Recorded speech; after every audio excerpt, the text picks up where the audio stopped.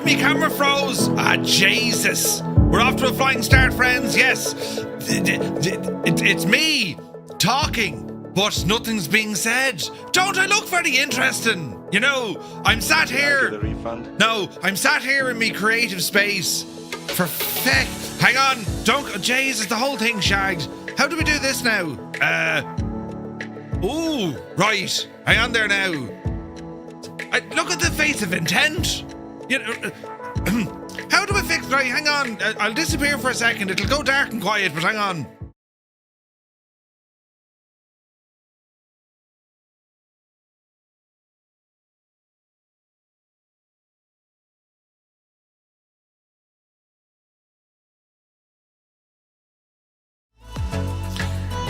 I fixed it! That's me! I was here all along. I was just sitting there like this, you know.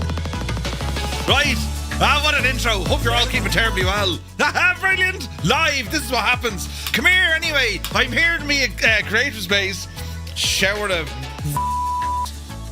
Right, taken out of context completely. It's my space for creativity. My creative space. How many times can I say it, Murphy? Creative space, creative space, creative space. Yes, shower this. Right, anyway, good morning. Happy Tuesday. I'm a little bit late. I had issues, but I've sorted them out. And now here we are, friends. We're here in XP12, and we're going to be flying a brand new release from Just Flight. In partnership with Thranded Design. It is that of the Piper, the PA28 Archer TX G1000, no less. Ooh. Just Flight have released the Archer already over in XP12. They've now just come out with the Archer TX, kind of the, well, the fancy version. So we're going to take it for a flight in Alaska. You know. Oh wait, I'm not very creative. Get out! My creative space. He did a counter! He actually counted them! It used to be fantastic. It used to be, what else did I used to say? You're always giving out. Right? Anyway, hope you're all keeping well. If you have any questions relating to flight simulation, here's the place to ask as we do these morning streams. You see, when it's currently 8 degrees in Tipperary, I've brought in the bins, it's raining, and me foot went into a puddle. Right, stuff is the new one, by the way. Stuff. I say stuff all the time. Sticks and stones and stuff. Yeah, you're a barrel of laughs, so you are, you know. Jesus. Listen, right. Trendsetter. Just remember that. Everyone's going to be talking about the creative space now. What? Yeah. Need to be in my creative space. Right. We're taking over the alphabet crowd and all this. Not at all. You need a creative space. Yes. Home working? No, it's my creative space. Right, we'll see if we can. I'm terrible itchy back. Right. Do you know? It's terrible, isn't it? I feel like Picard having to do this in my jumper. Do you like my jumper? It's very nice. Some say I wear this jumper in my creative space. Some say Gibbo made this in his creative space. Jesus. Anyway, you're welcome aboard. We're here in Alaska. And we're going to be flying out of Valdez Airport, a shakedown of the airplane, to see what it's all about. And, right, you know, we're back in X-Plane. There's a brand new beta just after dropping, the release candidate 1 for this update. Also got an update for Ortho. Insert choice words about creative space right there. I had mad dreams last night. I had a shock. I'm not sleeping very well, you know. I don't sleep much anyway, but like the last couple of nights, I'm just like late, going to bed very late, and then like, you know, waking up early, and I'm just like lying there in a state of I'm totally shagged. Right, but anyway, mad dreams as well.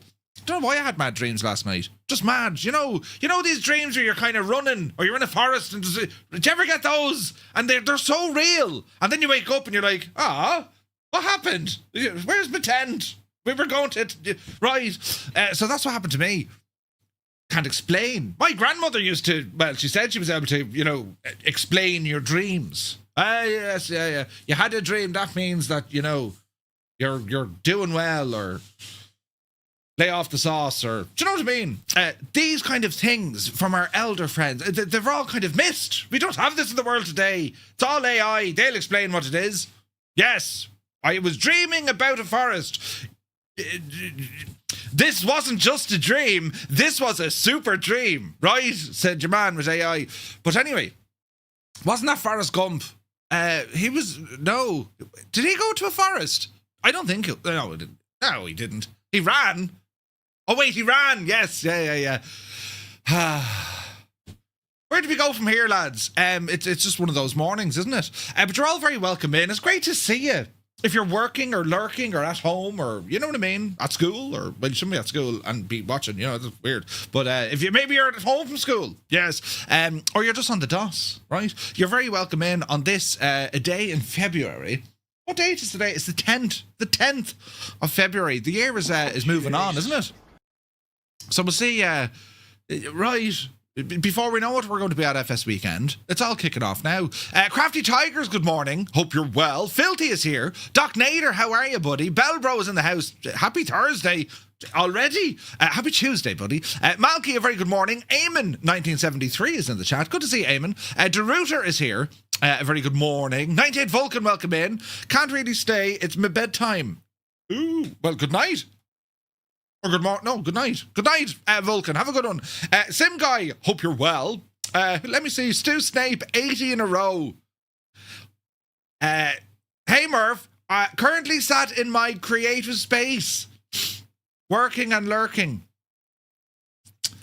Man yourself, Stu. Man yourself. Filthy is here, also with 80 streams in a row. Thank you very much indeed. Creo, a good morning to all in County Mayo, where you're very welcome in, and I hope the weather is better than here. Gibbo, of course, is there. Is there anything strange going on? Listen, right. Let's see what happens. What's this now? I got... Oh, wait, look, there's people talking to me on Discord. Is that a creative space by any chance? Murph, I got these for hiding me stuff. What's this? I'll have to we'll go on to Discord now in a second to show you what's happening. Do you know? Someone pulled the strings. It's terrible, isn't it? The buttonage is real. Filthy says, I'd a lot more channel points if it didn't ask for refunds at least once a stream. Right? Deep thoughts indeed. I'm not very creative, right? Willow, how much? Thank you very much indeed for 27 months. Looked a lot better on a Frozen picture. Tough crowd this morning. Thank you, Willow. Great to see you. Vasco from MSFS Add-ons is in the chat. Good day to you, sir. He says, explain. An old friend, long forgotten. Yes, but we're going to be doing some stuff in our creative space today with Explain. Brilliant. But anyway, Apache's in the house. Good to see you, man. Hope all is well. The Impossible Face. Shout outs to me neighbour for taking everyone's bins in before they could step out of the shower. Your neighbour brought in your bins. That's kind of weird, though, you know. Get away from me bins, will you? Don't be looking at them. You know, I like to comfort eat. Right? Jesus. Or those aren't sounds of bottles of wine. No. Bulbs. Yeah. Where's this now? Creative horizontal space. There you go, Doc. Wasn't that Forrest Gump? I don't know. Zybok Doc, good morning. Hello from Tipperary to Denmark. Hope all is well. And the Danes are having great crack. Mr. TPHI, a very good morning to you, sir. Hope you're well. I hope the boss is treating you well today. Let me see. Al X. Hello, Al. Hope all is well. Leah is in the chat. I watched her behind the scenes on the tube this morning. Loved it. Great little video. Thanks very much. Yeah, it was a bit of crack making that. Walking around the place. Like, well, I do that anyway. But, you know, recording and the stuff. It's still here. I haven't changed much, you know, since we last spoke. But yes, Sumner, good morning. You're up before your breakfast. Good to see you, man. Now let me see. Ponzister, welcome in. Something awesome, he said. I did some more MD-11 in VR. I'm so blown away with how big the cockpit feels. Giant, and when turning onto final, I can watch the runway the whole way in. That's a huge advantage with VR, yeah. And like, it actually...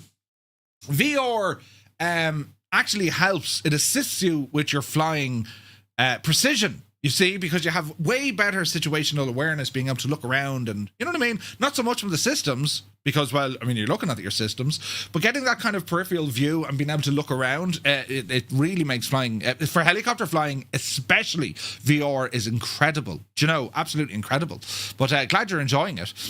Getting a bunch of snow right now, so might give yourself the day off. That's the way to... Listen, sure, it's for safety, Mr. TPHI. It's for safety. Yes.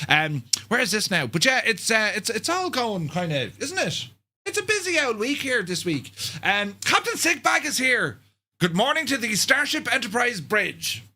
Make it so. Good morning, Captain Sickbag. Hope you're well. Alien Blood is here. Love the video and you showed your room and hardware and how it all works in the background. Well, thank you very much indeed. Cheers, buddy. Bears Bikes, good to see you. Papa Justify, a very good morning to you. Wick Shill, good morning, Wick. Hope all is well. Hello to Chile from Tipperary. Hope you're well, buddy. East Clintwood, great name. Good to see you, buddy. Where's this now? I've yet to sort out head tracking. VR is a way away. Once you get into VR, it's very, very good. You know what I mean? Asher, you're on. How's your creative space? Listen, wasn't that bad? Jesus. Right. I mean, there I was just trying to, you know, me being me, of course. And, you know, it's always taken out of thing. Explosions, good morning. Murph, I'm trying to get back into flight sim. I'm joining Firefly Air, but also looking for GA social flights. Where in Discord would I find stuff like that? Hex, you're very welcome in, and thank you. We do our group flights every Monday and Friday. They're like our big, massive group flights. We go exploring. Tuesdays, I do a bit of explaining. We do a bit of driving on a Tuesday night. Thursday nights, we do VAT simming. But anywhere in our Discord, there's a couple of channels that are hidden away. We'll go through Discord. I have a few channels hidden away. They're in threads, and people just aren't using threads. You kind of use them, but you don't really use them. So that's a clear indication to say, Murphy, would you get rid of them and just put in proper channels, please? Thanks very much. So I'll do that for some of the channels, right? The problem is, I haven't watched it yet, but after seeing Gibbo's video, I doubt I can with a straight face. Stu, you will watch it and count, right? Ah, Jesus. That's terrible, isn't it? I remember someone said to me actually on a video, I didn't watch your video, but, and like the comment he said was in the video, you know, I didn't watch your video, but you should have done this. I was like, if you watched the video, you'd have seen it. Right, do you know? But anyway, what else? I did keep up to date with flights and videos making their way around. You know, it's our hobby. That's what we're into. There's all sorts of drama kicking off about, you know, study level or no, building or rebuilding or rebuild from the ground up. Why are we focusing on drama there? Who gives a continental? We're going flying and that's the end of it. That's what I say. But it's interesting. You can kind of see the discussions. You know what I mean? One fella says this, another fella puts him back in his box. Did you see it? Yeah, right. Brilliant. Dougal, good to see you. Bin the threads. You hate them. Great video. Thanks very much. Brilliant. Bin the threads. The chairman has spoken. Some threads are handy. Definitely for the likes of the help and support, right? But yeah, I agree. Some of the other ones that I try to get all kind of technically and all savvy and nice, you know, it was almost as popular as Pat Kenny trying to be, you know, didn't work, right? So yeah, we'll fix them. Some folks have to make drama. Yeah, I don't know. I'm not for drama. You know, there's enough drama in the world. The Vatsum Thursday thread is pretty much the only one I pay attention to. Again, that's the idea of threads, because you can kind of subscribe to them to say, yeah, I'm interested here or not. Where it's a standard channel, well, you can turn off notifications, I suppose. But yeah, no, we'll go through it here now just to show you. Piper, a very good morning to you. Happy Tuesday. Hope you're well. But yeah, it is... there's just drama out there. Like, we don't need drama. There's enough drama in the world. We need a happy place. A happy place, not a creative space. We need a happy place where we can just kind of escape for it all. And like with aviation, like it's. I watched a documentary, well, I fell asleep to it, and it was that of this company in Europe. They were doing servicing on 777s. It's like an hour-long documentary. These are always brilliant to watch. But like the show, like a 777 coming in, they completely strip the thing back, like completely. It's down to like Lego, and you know they're talking about all these components. And then when you're in a flight sim and you're flying along and you're pressing these buttons, you can then kind of visually link it back to holy crap! Like it's amazing. It's amazing what it does. And then you look at other stuff like ice pilots, right? And you kind of say, hang on, that's like the extreme of it, you know. Are we flying a Bonanza today? No. So this is a Piper PA28 Archer, and it's the TX version. We'll go over here and learn a little bit about it, but. Why not a happy creative space? Yeah, right. That'll do. That'll do. I don't know what's going to happen. Hexplosions has subscribed to Prime for 5 months. Dude, thank you very much indeed. He says, arms wide in the room. Jesus, he cries to air, flying nowhere. Right? Brilliant. We got a follow there as well. Santi, thank you very much indeed for the follow. Today's video is sponsored by Creative. Wait, didn't Creative used to make sound cards and stuff? Are they still on the go? Didn't they used to do sound cards and like speakers and audio stuff? They did. Creative Sound Blaster. Yeah. Yeah, no, they don't sponsor me, unfortunately. You know, just sponsor me. I'm Grey Cracksher, you know. Sound Blaster, yeah. Yeah, right, come on, we'll come over here and I'll show you what the crack is, will I? Right, lads, here we are on a screen that's different than the other, but similar in many ways. Neon Jedi, good to see you, my dude. Hope you're well. Yeah, made sound cards. Yeah. Your man made sound cards. Jesus. Neon, good to see you, buddy. Jesus. How does it make you really feel? Terrible. Oh, I'm always hearing the terrible and the awful and the, we need to hear something new. You know, brilliant. They're still about. Oh, really? Okay, right. Before we get started, this is the Archer TX. Beautiful, beautiful model. But before we get into that, we'll come over here to Discord. Why did I close everything off my screen? We'll go over to Discord, right? Because we have a bunch of right funny men below in the biro. Look at this now. This is my creative space. You don't have a creative space. Having your own kind of space. Hang on, let's play this back without me heading the way. Listen, as we explore, well, this is my creative space. You don't have a creative space. Having your own kind of space, having a creative space like this, having an area in which you can be creative by having this kind of creative space. The man cave, the creative space. Build yourself a creative space. Having that creative space, very much a creative space. This is just a creative area. This creative space. Hang on! You're after editing that to your creative space. This creative space that. You're after editing that, you. After all that, wait for it. My creative wizardry is like, you know, I'm shocking.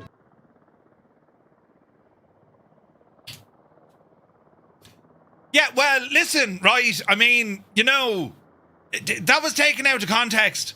Someone buy this man a thesaurus. Listen! Shag off! I'm going home. Wait, I am home. Jesus, that was fast. These are all great fun. You know, shots, drinking game to catch the time, creative spaces, and... No! I can't, you know, you missed a trick by not editing in Tim Curran saying space. I'm taking me ball and I'm going home. Yeah. Game over, ball burst. Great bunch of lads. Jesus. The tough crowd, isn't it? I'm getting a tattoo now with creative space in it. And you're going to get it, you know, get it on your creative space. Listen. I don't know what to say to that. That's just desperate. But anyway, where is this now? I got one of these for hiding cables. Oh, good man, Zith. Right, anyway, we're talking about Discord. Right? So, if you go into the Flight Sim section in Discord, right? If you come down to here, we have, this is where these threads are. So we have a thread for add-ons, all the different add-ons. We have a thread then called flight logs, but no one's really using these. So I need to disappear them. So I will. I'm going to work on these next. The idea behind flight logs, I was going to put information. Well, you can see it, right? Screenshots, flight plans, join FS, weather reports. Where have I, where have the flight plans gone? Well, they're in there. Where did you fly today? Right. So I'm probably going to create a new category in here. We had one before called pilot ops. So I'll probably create a new category in here, and that'll be things like the flight plans, group flights, people just going for a flight together, where did you fly today, that kind of stuff. But I'm always like, I never want to be kind of putting too many channels into Discord because it just gets like it's I've already gutted it, and it's still, you know, shocking. So yeah, we'll see what the crack is there. Also, while I'm on the subject, I need to ban Gibbo. Right?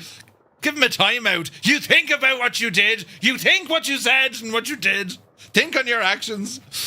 Post your creative space channel. Yeah. Well, we do kind of have one of them. It's called Simrigs. But a creative space channel would be better for sure. Yes. Great bunch of friggin' lads. But anyway, so yeah, I'll tidy up all this stuff for you now, and you just won't need to worry about it. I'll do that later on, though. You know, when I'm feeling positive about things. I wouldn't mind.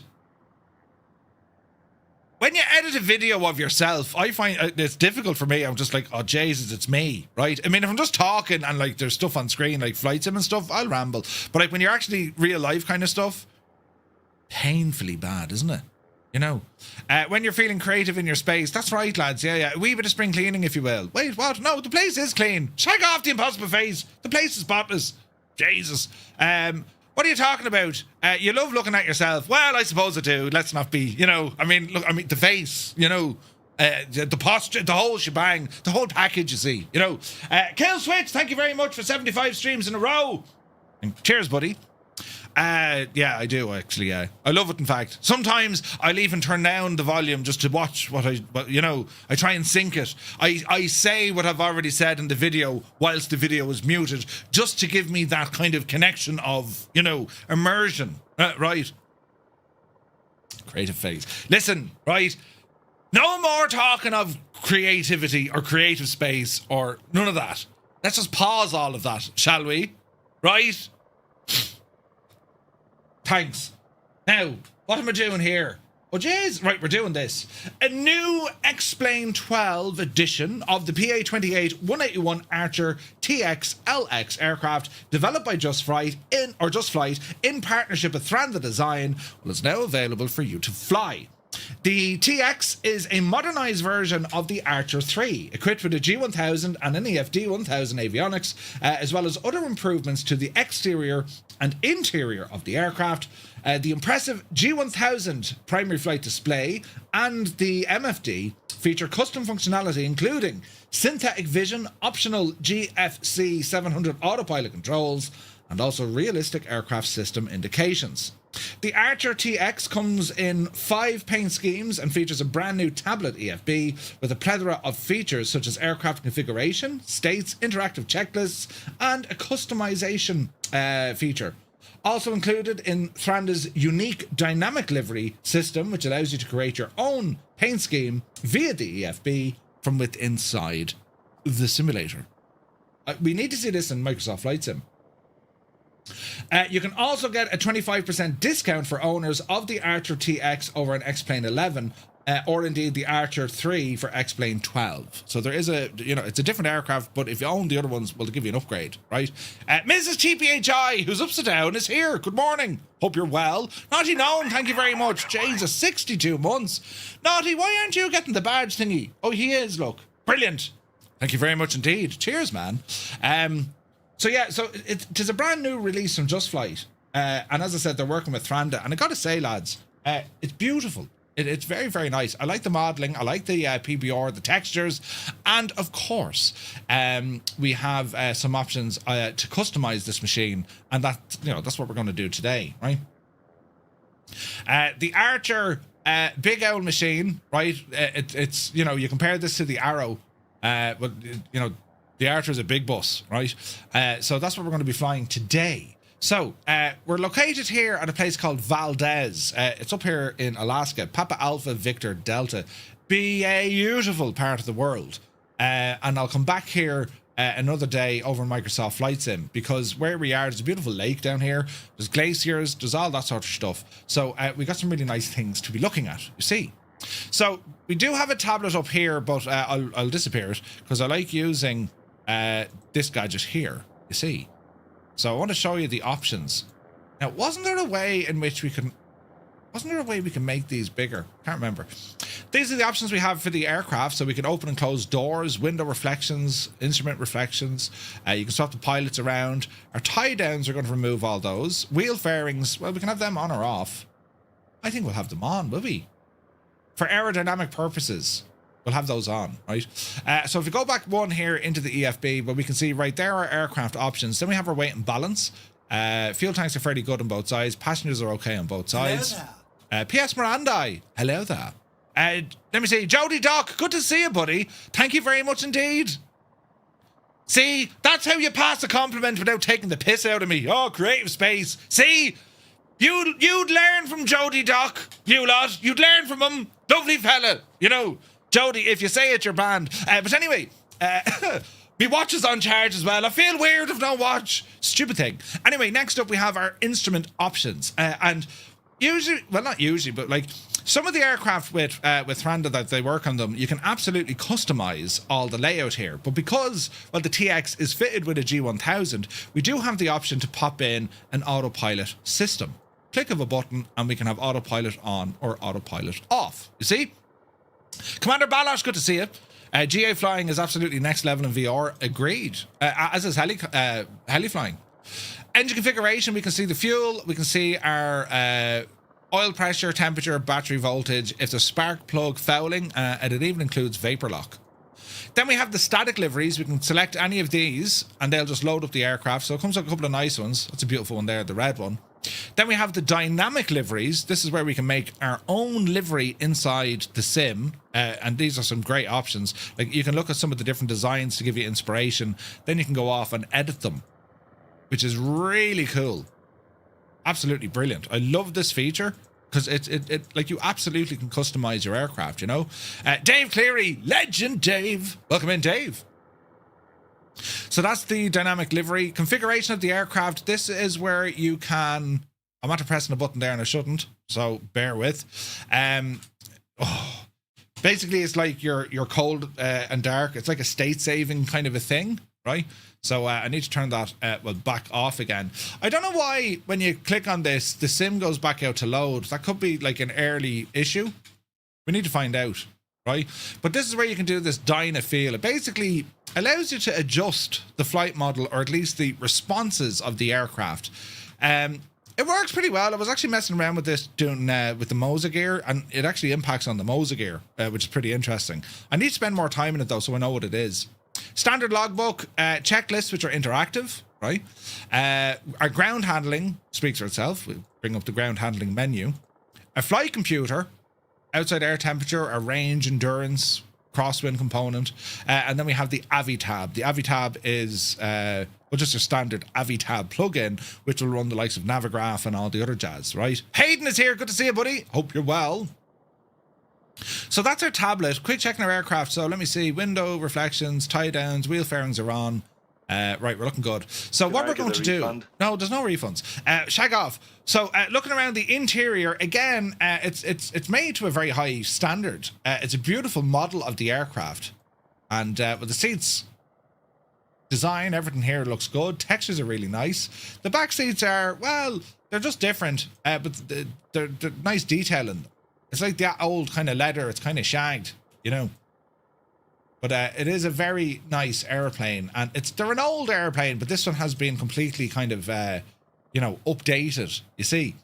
So it's a comfortable place to sit for sure. So what we're going to do, we're going to start off putting some power into this. So let's see what we have down here. That's only an air vent. Parking brake is set. We've just turned on the fuel valve. We'll go ahead and bring our mixture to rich. And well, up on top we have a number of lights. So we have starter, battery, fuel pumps, left and right mags, landing lights, nav light can come on, avionics can stay off. Battery's on. Alternator coming on. Make sure my volumes are all on full pelt. They are. Now, it's funny how you start this machine. You go with one mag first, which is weird, right? What else do we have down here? So we do have a little port for our headphone simulation. Nice. Hey, Cornwolf, good to see you, bud. But yeah. Interior lights, circuit breakers, fully modeled, and they work, which is great. All of them work, right? So there's depth to this. Have a nice Aspen bit of equipment here. We'll play around with that now in a moment. Pitot heat and fan for air conditioning. You can hear that spinning up. So let me see. Fuel pump. We'll locate this guy because we need to see what's happening here. So fuel flow positive. 4.4 is fine. And fuel pump off. Right, so for the start in this machine, as I said, we're going to try and start it on the left mag, then we go to the right mag, right? So we'll say clear prop, and well, let's see what happens. It's alive. Both mags are on. Avionics, come on. Alright. Sounds are a little bit, aren't they? I mean, they're not terrible, they're just...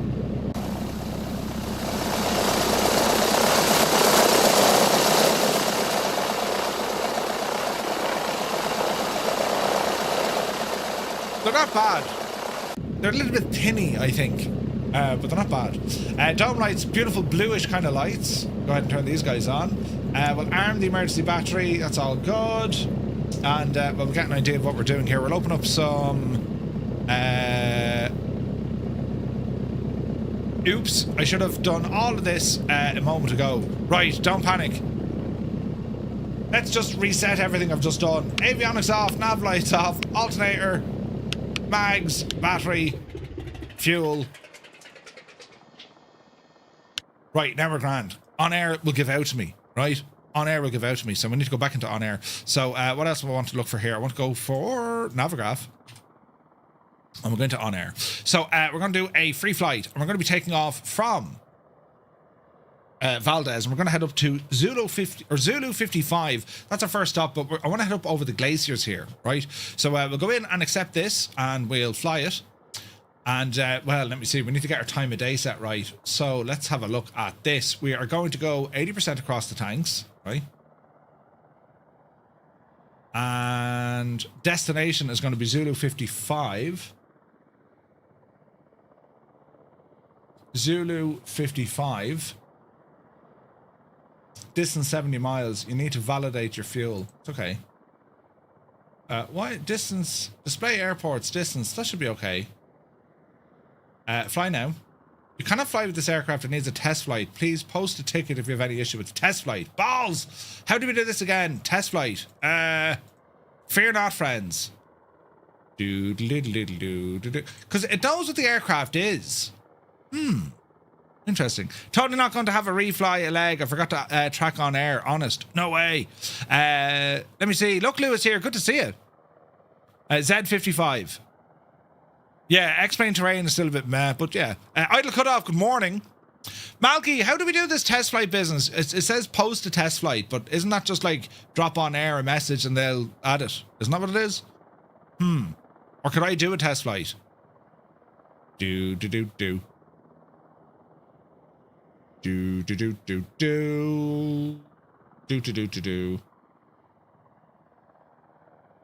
Don't force time in the sim. Ooh, nice. Yeah, I don't think there's a way around that. Let me see. Company, world transport, webhooks, application configuration. You can do the test flight and then submit it to OnAir. How do we do that? We'll find this one out now. Register in flight, in-game sync connect. That's all okay. So how does one do the test flight? Let me see. Aircraft, is it? We could just ask the question. OnAir, how to do test flight. OnAir, how to do test flight. Test flight is required in sim using for the ground. Okay, so how do we do it? Locate and select. Go to world aircraft moderation menu. Okay. World. Aircraft moderation. New aircraft add-on modulation in the last. Okay, import a new aircraft or will we find it? Let's go with name. So this is a PA. I don't see it. Import a new aircraft. No aircraft loaded. Detected aircraft. Max payload. Seats. It's 4 seats. 4 seats. Max payload. The aircraft will tell us this. Let me see here. Weight and balance. Let me see here. Max.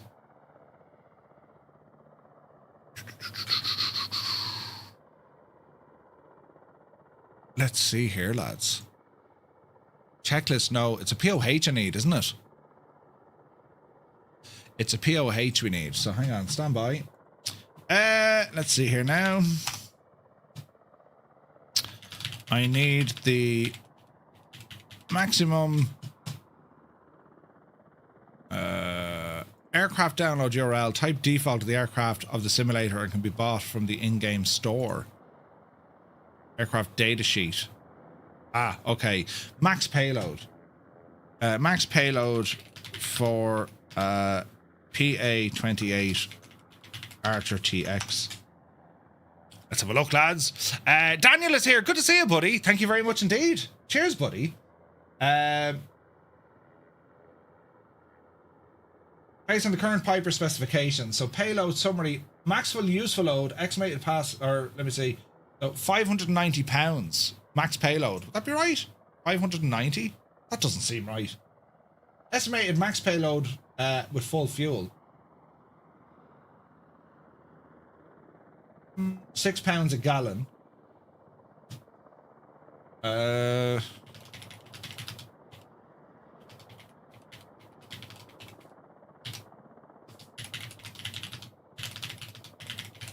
Let's see what it says.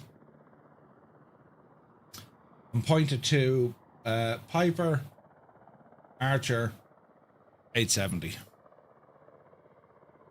And add-on download. Let's go to Just Flight. Copy. Paste. Aircraft data sheet. If the flight is valid, our team will moderate the aircraft and be available on all worlds. Start the test flight. Launching aircraft tracker. All right. So what are we going to do here now? Date, fuel, time. That's all grand. Start the test flight. Excellent. Adding an aircraft in. It's funny how this all came out to be. This is brilliant. So our test flight is that what we're doing today. So I'm across here now. Oh no, why did you change the time of day? I didn't want you to do that.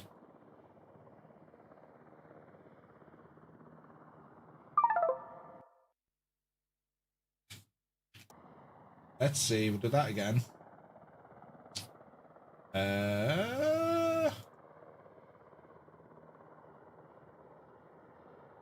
Did I not save that?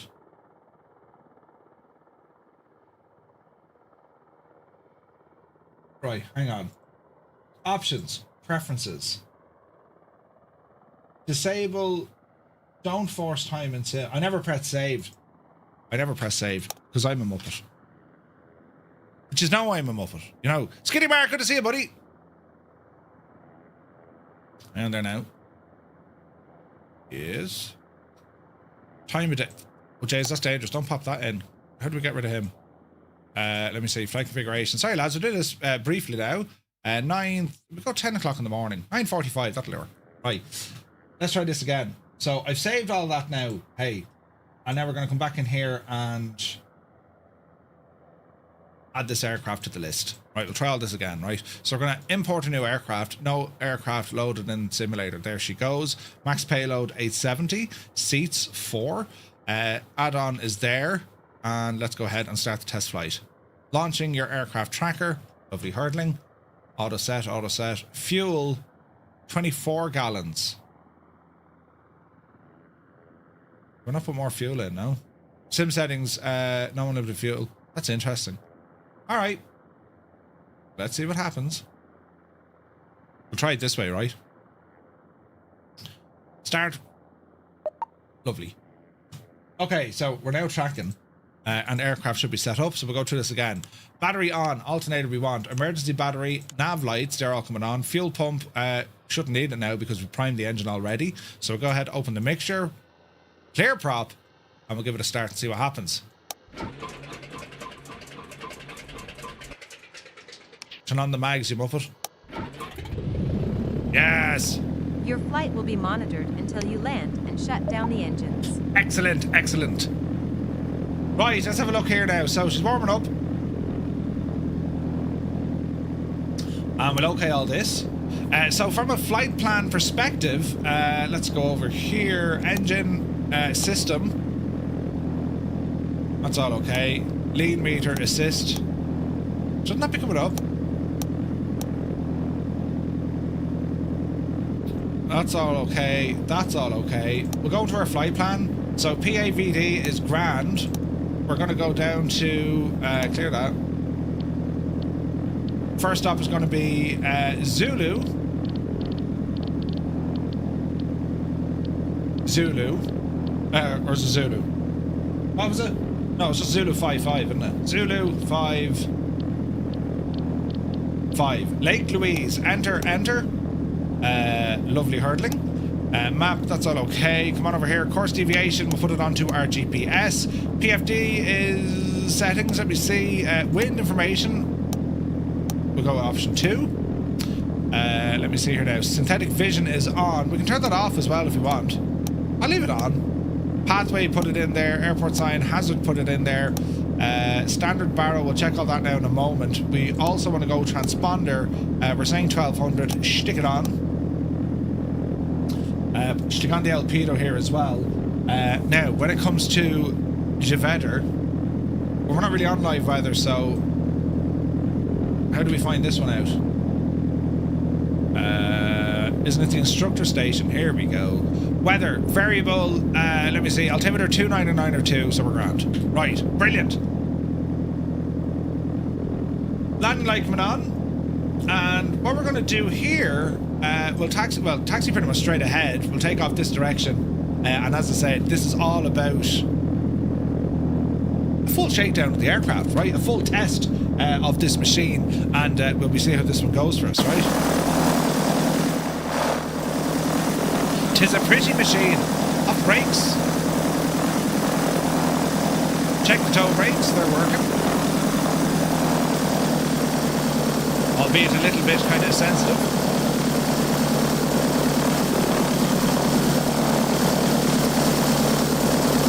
Not too bad.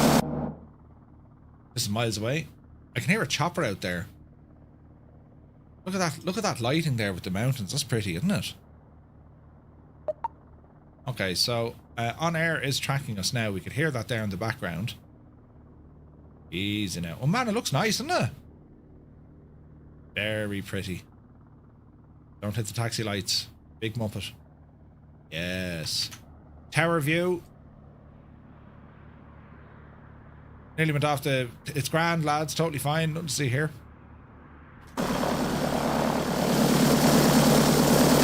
Nice machine. No, not with this one. There are no analog instruments on this one.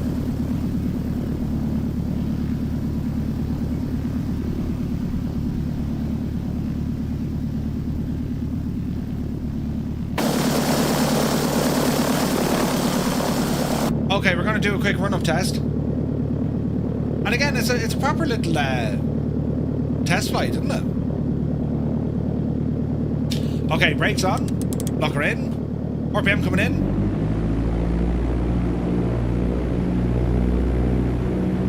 Alright, we'll call it 1800. Drop the right mag.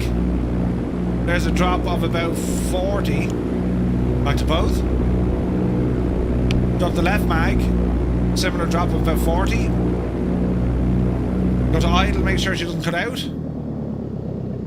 And she low idles at 6... Can I get a refund?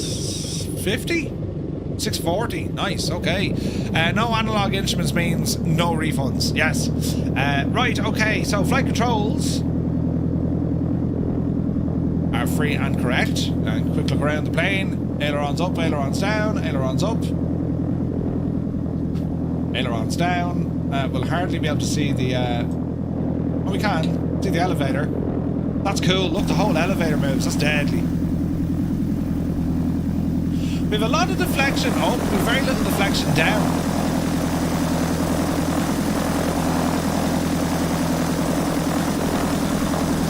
That's interesting. Right. Let me see. Deep Brody, greetings from Montana. Greetings from Tipperary. Good to see you, bud. Welcome in. Right, strobes are on, landing lights, flaps we don't need. But they are working. And fuel quantity should be okay. Okay, so approach is clear. Departure leg is clear. And let's just get ourselves lined up. Okay, so current altitude. We'll bring this guy up a bit because, I mean, look at these mountains ahead of us. Look at the state of those. They're gorgeous. Flight director comes on. Heading mode armed. Vertical speed. We'll set about 700 just to keep it there. Alright. Right, lads. Time to fly. Are we ready? So we'll bring it to a full stop. Walking, talking, and squawking. Let's go flying.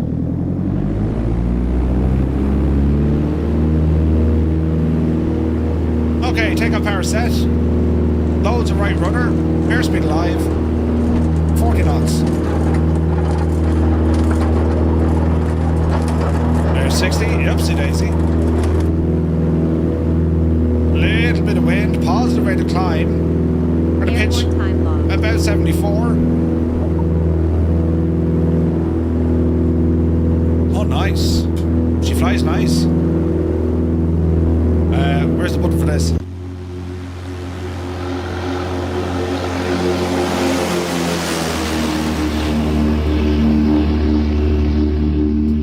Not too bad. Okay, so we're going to be making our way up here to the left-hand side. We're just going to pick up a bit of altitude. Go ahead and bring those... we didn't have flaps. So we're surrounded by kind of glaciers and all this jazz, which is going to be absolutely beautiful. So if we do a bit of a left turn up here, we have options down to help us climb. Vruden the Great, it's your birthday today. Happy birthday to Vruden. Hope you're well, buddy. Happy birthday. Have a great day, fella. Alright, coming up to 1,000 feet.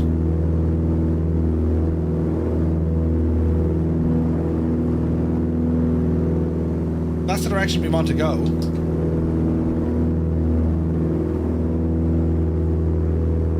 Speed here is around 80.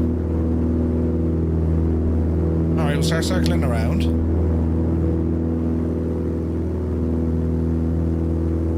This is pretty. Alright. We also have our Aspen unit here as well. We can play around with that in a while.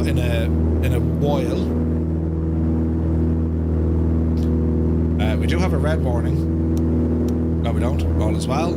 Alright, so left hand up this way, up over the glacier. This is gorgeous. And it does give us a nice chance to start climbing here as well. 80-ish. Power's okay. RPM is okay. Having an excellent day so far. Nice, buddy. Nice. What time is the magic show and birthday cake? You know. Okay, its climb power is actually quite good. So our run-up was okay. We're going to test out some autopilot features here now in a moment. We're going to bring this heading to heading. And we'll engage the autopilot. So, let me see. Let's just get ourselves on course here. There we go. Autopilot. No, doesn't want to engage. Manually do it. Autopilot. So heading and VS, we're calling it 700. Keep our distance there from the mountain on both sides. And we're pretty much going to head down this valley over the glacier.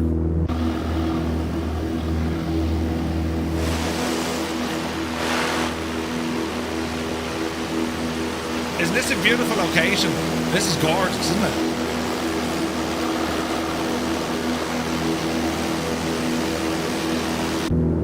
Okay, she's flying well. Single light for landing and taxi. 88 knots as we continue to climb here. 700 feet a minute. It seems very comfortable doing this, which is great. Thank you for the subscribe, Antonis. You're welcome in. Alright, so what else are we trying to do here? Wind, small bit of a tailwind, that's grand. Synthetic vision doing its job. Now we should be able to get Nexrad map. There we go. That's if there was to be weather. Zoom out the way, you can kind of see what we're doing. So we're continuing to climb here to head up this neck of the woods here, right? How? Oh no! Balls! Feck! Balls! There's like a bug in X-Plane. If you pop out a panel, it just absolutely dies. The simulator and the OnAir client failed. Submit the report. They still didn't fix that? Oh, man. Right, back in we go. Jesus. I wonder, can we like resume the flight and it'll catch us in the air? Yeah, that's a pain in the ass. You need to fix that, X-Plane. Jesus. Every time you go to pop out a screen, it crashes like. No idea why. And I didn't even mean to do that. Do you know, resume last flight. Let's just see if it picks it up.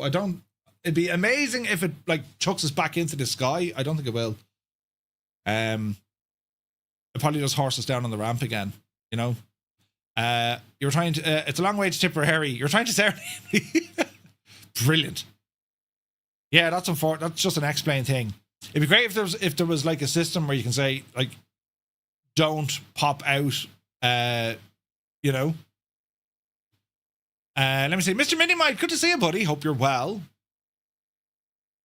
So we shouldn't have to go back through all that with OnAir. OnAir is just saying, I lost connection. But my hope is it'll reconnect. Right?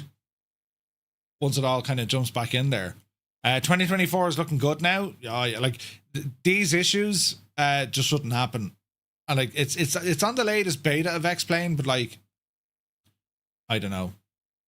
It's how they deal with it. Like, I mean, you see it detected a crash and it's like, immediately send us this report. You send them over the full crash file. Like, they can see everything. I do like that. I hear the A330 that AnyBuilds did for 2024 is pretty solid. Is it true? Yeah, the A330 is good. Yeah. A330 is good. Their own kind of pro line, if you like, the A340 and A350 are top notch. Love the A340. Great bit of stuff. Yeah, it's one of those things, isn't it?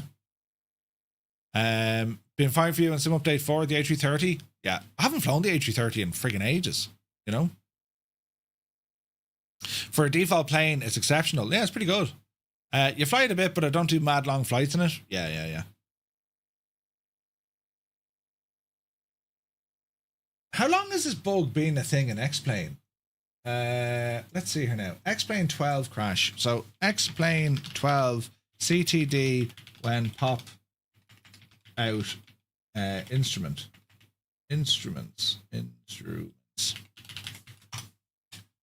Extreme performance loss, no. X-Plane crashes to desktop when popping out instruments, particularly PFDs, commonly related to graphics driver conflicts, memory issues, or rendering engine Vulkan. Disable NVIDIA Shadow, not using. Clean the GPU driver, done. Avoid overlapping monitors, you have that. Check your VRAM, no problem. Update or reinstall aircraft plugins, no. Specific troubleshooting. Users have reported consistent crashes when popping out G1000 screens, often requiring a plugin update or avoiding pop-ups until a patch is released. Yeah, but we know that, but how do we fix it? Pop-out window causing out of VRAM crash. Yeah, there's loads of reports here. 8 months ago. What? The monitor makes no difference, but we need your log file. Yeah, but like, how is this a problem 8 months ago? Come on, Laminar. Jesus. That's a game-breaking bug. You know what I mean? The only X-Plane 12s I've purchased are the AnyBuilds A310 and A300. The Fearless. Yeah, Fearless is awesome. You know, Fearless is awesome in this. The 747, really, really good. Wick, yeah, it should be broken. It's loading up here now, but like, I ended up pressing a button that I shouldn't have. Well, I did not that I shouldn't have. I just decided to break. One of those things, lads. Just don't hit the screens, Murph. Also, this shouldn't be taking this long. We were just in the sim. You know? And like, it's not an aircraft issue. Like, that's not a Just Flight issue. That's an X-Plane issue. You know? Stupid thing. But we'll let it reload. I did a quick flight the other day in the Zebo 737. And I have to say it was pretty good. It was very, very good actually. Because I was able to use Air Manager and all the whatchamacallit, all the panels and oh jeez, it was class. Class. The sounds are really good in the Zebo mod as well. If you haven't flown it, it's a free aircraft. It's like it's one of the best simulations of a 737, you know? It's very good. And it's free. It's free. Which is kind of mad. Why is this taking all night? Come on, explain now. Stop messing. Do. Sure, do you know what? Think of the fun you could be having if we weren't doing this. Have you tried the level up? I haven't tried the new version yet. No. Murph, I looked up how many 1969 convertible Cutlass they made with the 350 rocket motor. You have one. They made 26 of them. 26 of them. That was a nice birthday present. No way. A 69 convertible Cutlass. 1969 Cutlass. 1969 Cutlass convertible. Ooh. Oh man, look at that. Rudin, you have one of those? No way.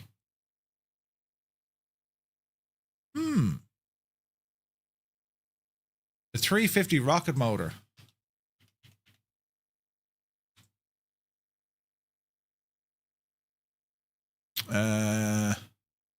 Don't like the modern wheels in it. I'm not a fan of like modern wheels on old cars like that. It looks strange. They need the older wheels, I think. What are your thoughts, lads? That's a beautiful car though, isn't it? Oh yeah, look at that. Oh yeah, it's all modern now. Don't think I like that. Like, keep the old wheels on it, you know what I mean? Now you're talking. Look at that. Look at this state of that. That's deadly. Keep it stock. Yeah, yeah. That's a nice machine. What's the engine in that now, Vruden? Off for a bit. 6 holes to be drilled. What could possibly go wrong? Right? Really like the Zebo. Zebo's the first plane I flew RNAV approach. Nice. Yeah, yeah. No, Zebo mod is brilliant. That's a pretty machine.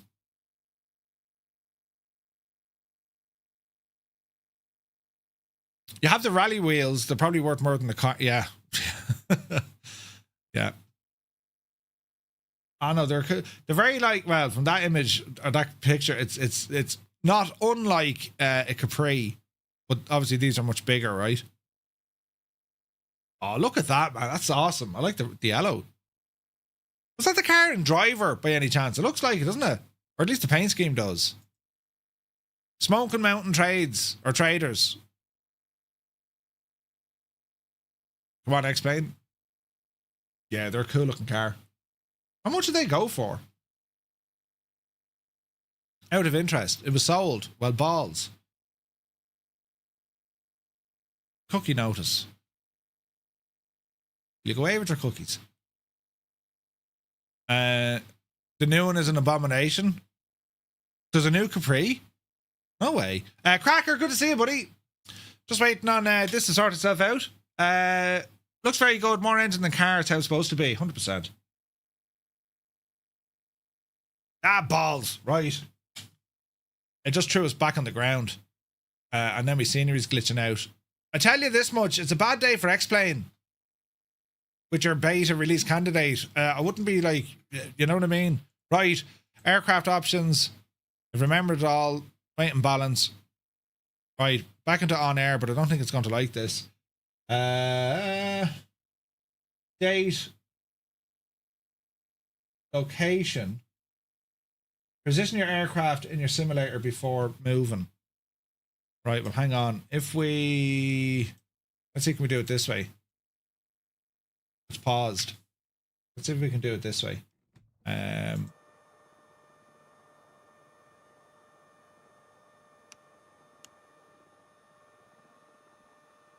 Let's see, will this work?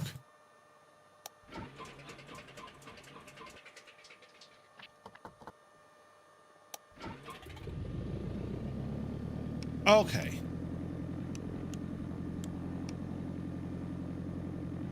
Let's see, can we get it to remember what we were trying to do? Wouldn't that be the handiest? So, if I select my plane, we're going to bring it up.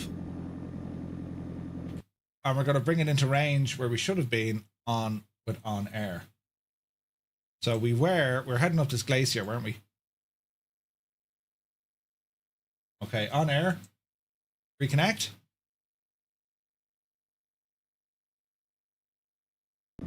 Two and a half thousand. Stop. Yes, we can see it. We can see it.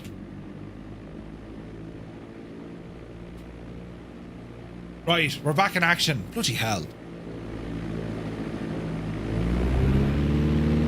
Easy now.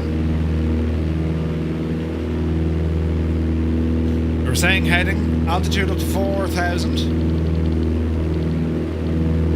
Easy now. Bit of trim.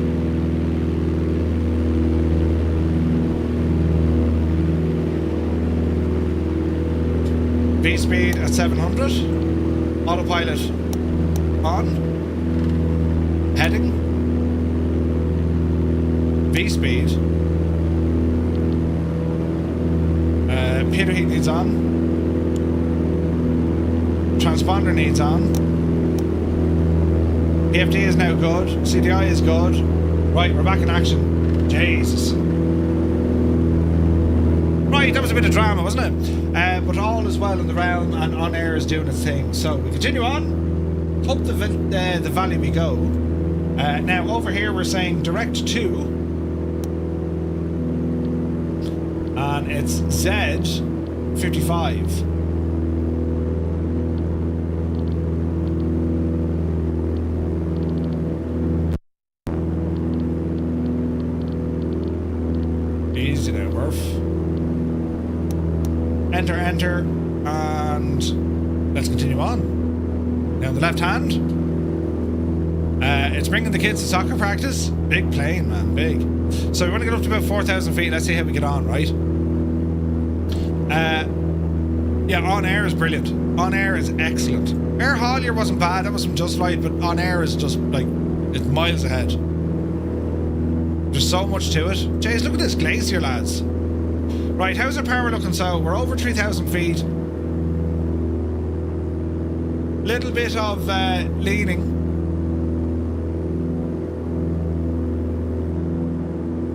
That'll do us. All right.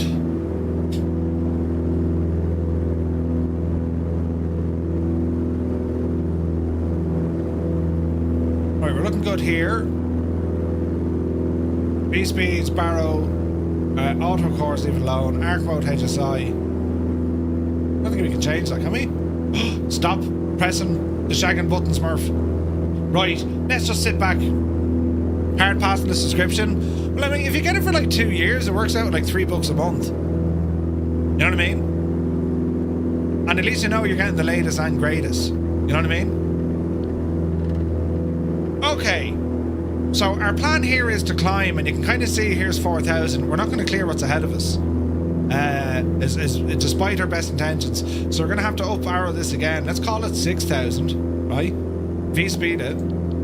And we'll just keep it at about kind of 700 feet a minute. Cruising speed of this aircraft, we can only expect about 125, 130 knots tops.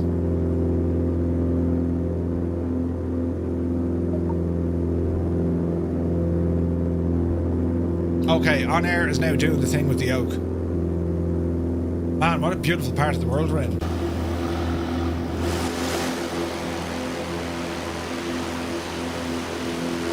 Ain't nothing wrong with that view, lads. That's absolutely gorgeous, isn't it? Jesus, that's gorgeous. Beautiful.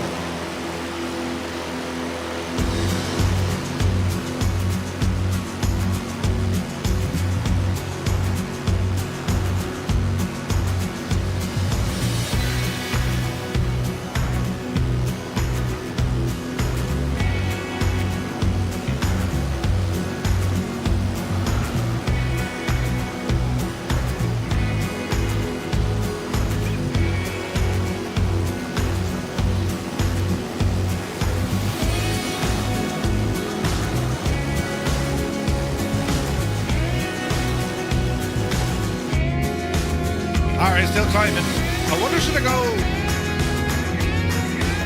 we might kind of head over to the left here a bit. Just gives me a bit more scope. We got 1,000 feet to go. We'll probably make it over this bit over here.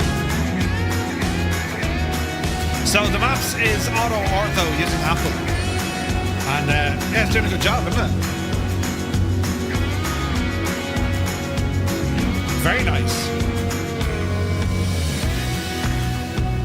Except for that one tile that hasn't rendered. Oh no, there's a tile. Oh no, there should be. It's an LOD issue.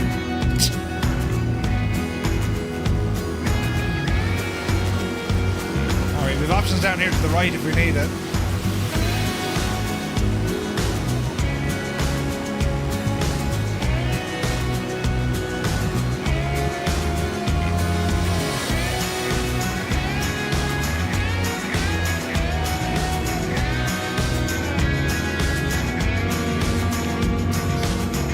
So yes, we have a lot of terrain here, so let's see if we can get around it. Speed is looking good. We'll ramp it over this way. Oh, it's Flight Simmer. Good to see you, buddy. We have to stop meeting like this. Do you come here often? It's good to see you, mate. Hope all is well. Happy Tuesday to you. We're here in X-Plane with the Just Flight Archer TX. Just trying to navigate around some, you know, mountainous, regionus, Maximus. Jesus, look at that view. Isn't that gorgeous, lads? Look at that. Stunning.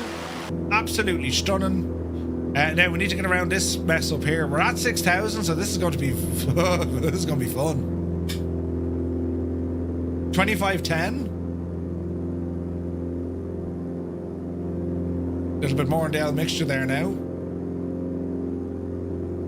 This is going to be interesting.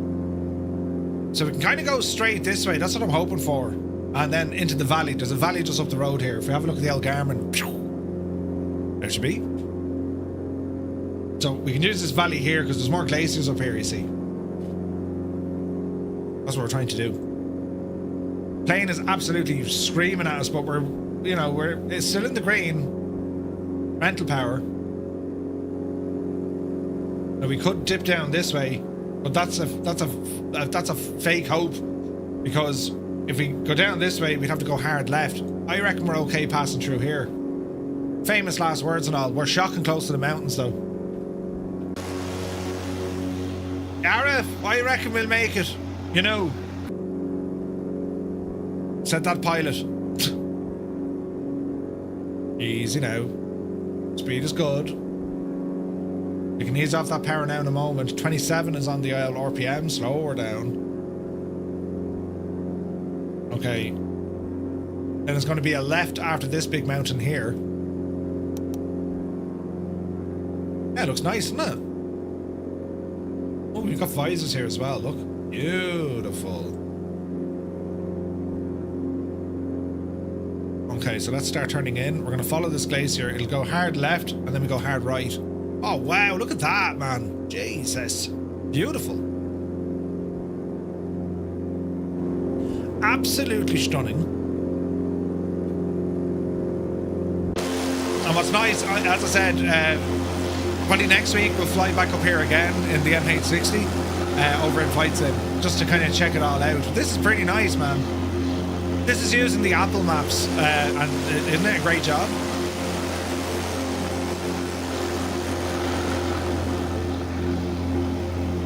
So we'll just get around this bit of a mountain in front of us, and then we'll swing around to the right, and we'll stay in that valley, and then we're safe for terrain. It's not an issue.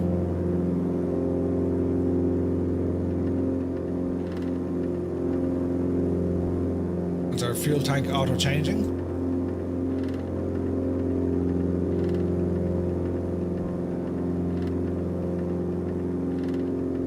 What's that sound? Interesting.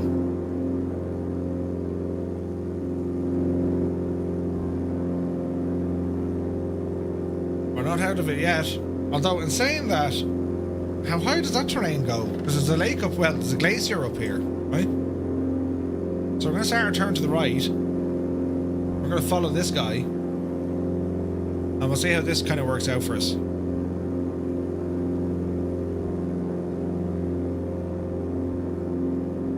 This is beautiful. So, I have a feeling we're going to go up this neck of the woods here, because that's high terrain in front of us and mountains. So, I reckon we slip across and head up this way. Up there. I want to watch those clouds coming in as well. Easy now. So, fuel is okay. She's a little bit heavy on the right tank. Let's go left tank.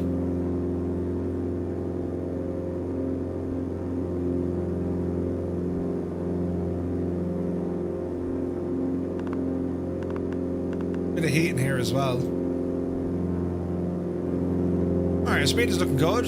Fuel consumption 9.4. A little bit heavy, isn't it? There's 2600. There's 25. There's 26. I'm not too worried about running her hot because we're high up. 9.3. We could probably reduce our RPM and power settings here. Like, we're not in a cruise configuration. We could probably drop that down to maybe 8 gallons an hour.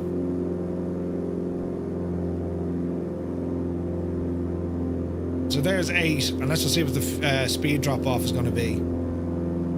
Once we're kind of cruising, this thing should cruise comfortably at about 110. So let's just see, like, to be honest, 8 gallons an hour is quite good. Max Stallion is here. Good to see you, buddy. Welcome aboard. All right, man, we're looking good.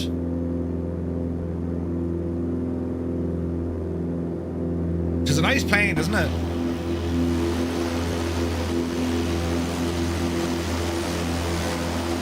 Like, it's a very capable GA aircraft.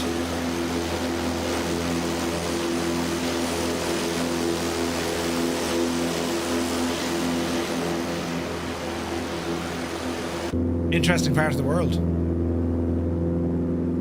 Okay, sitting on 8 gallons, and we're going to cruise probably about 110. Like, she's dropping a little bit, but not major. And we have a bit of a tailwind.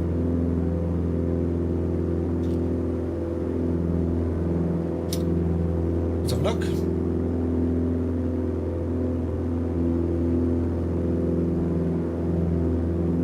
So this high terrain just completely drops off. So once we kind of cleared this valley, we're set. Alright. Man, it's pretty, isn't it?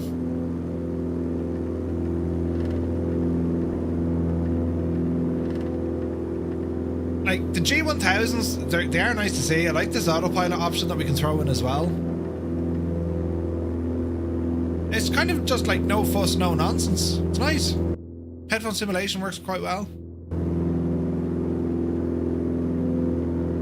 That just needs to be like every flight sim developer just needs to have that button on every aircraft, don't they? Rika, good to see you. Welcome in, buddy. Alright, so we're just adjusting our heading using the autopilot here as we're heading towards this lake. Yeah, man, we're looking good. Look at that.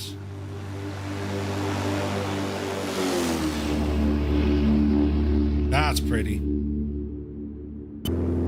That's very pretty. Okay.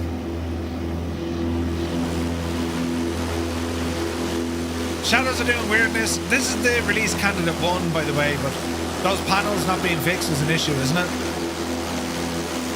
Like, imagine if you were on a long flight and you just decided then to press that button and the whole sim just said, no, not today. You know what would happen. Your flight simulation computer would be launched out the window in, you know, a state of rage. And then you'd worry and cry, you know, because the price of the checking things.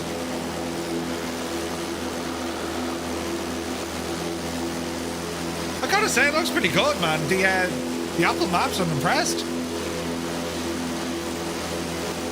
Some areas, right? Just a couple of tiles missing here and there, but like, yeah, man, it looks nice.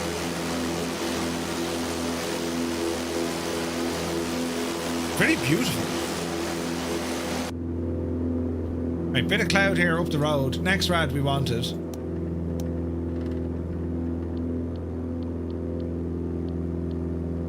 No sign of anything really. Definitely cloud build-up over there. Yeah, we'll see. But yeah, flying the Zebra mod the other day, it's just, for a free aircraft, like, it's absolutely class. And like, then you have the level up, which takes the Zebra mod and brings it a little bit further. And they've included all the other variants, which is unbelievably good. Now, I'm trying to think what other options we have here.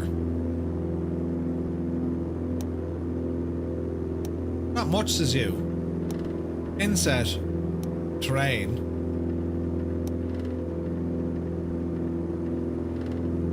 There's a weird sound I can hear. It's like a vibration or something shaking. I've no idea what it is. The door wasn't latched. I wonder, was that what it was? No. Jeez, the door wasn't latched. That could have been hilarious. Don't bank right.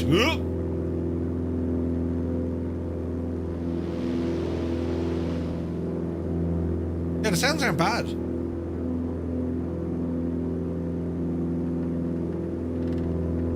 Man, Man, this is a stunning part of the world. Up by Alaska, it's just absolutely class.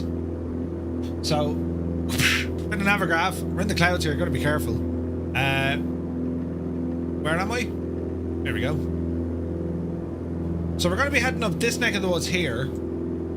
And Z55 is there, Lake Louise.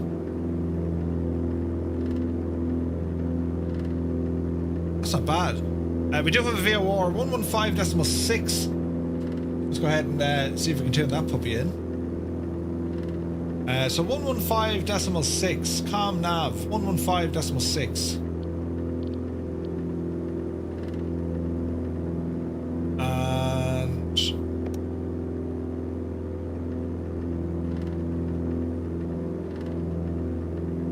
will we get the identifier?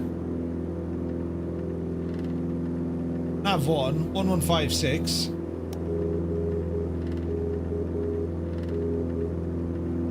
Yeah, we're getting that.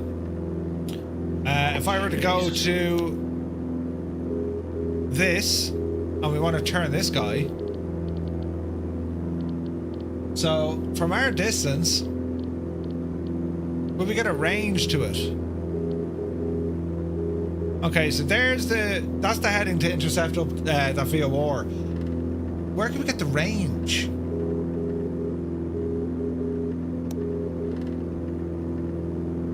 DME is on nav 1, but why can't I see it?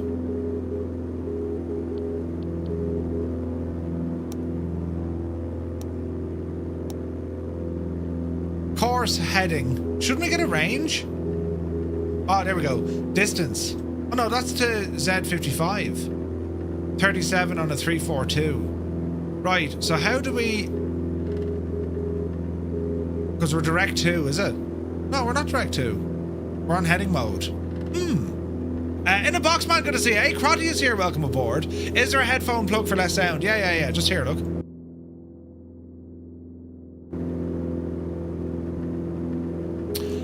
Uncle Nicky is here. Murph, good to see you, buddy.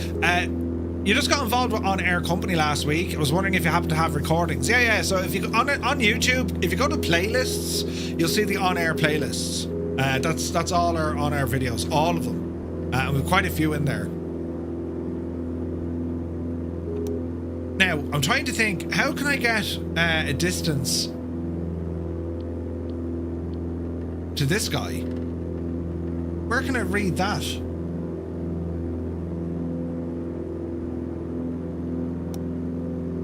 You know what I mean?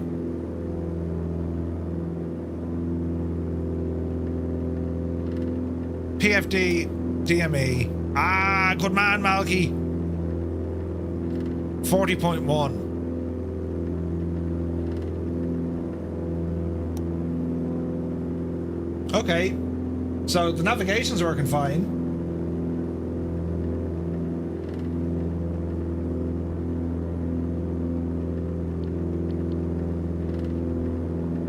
So that's the VOR over at, what's it called? Gulcana. The Gulcana VOR. All right. Good to see this working, though. And then we have other information up here with our distance, 34 miles out. Hey, Srap, good to see you, bud. Hope you're well. Okay, fuel flow, still 8. We're balancing the tanks. We're on the left tank at the moment. We'll horse back over to the right shortly. Engine power is quite good, 2470. We can cruise a little bit slower and get us even better fuel efficiency. I wouldn't be surprised if we got this guy down to like 6 gallons an hour. You know? Do I use Volanta? I haven't used Volanta in a long time. I used to use it.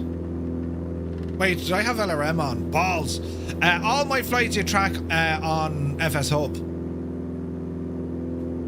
Except for today, I forgot to turn the gadget on.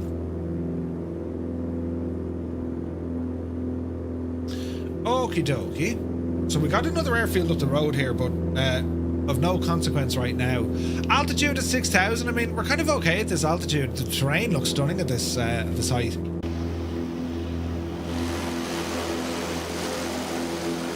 Where we leave that glacier behind us. Yeah, that's pretty, man. Energizer, good to see you. Lurking while doing some work in me creative space. Mother f***.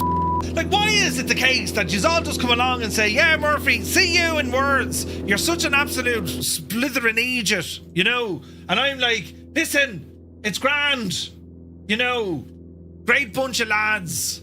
Where's the shagging thing? Yeah, great bunch of lads, you know. As we explore, well, this is my creative space. You don't have a creative space. Having your own kind of space, having a creative space like this, having an area in which you can be creative by having this kind of creative space. The man cave, the creative space, build yourself a creative space.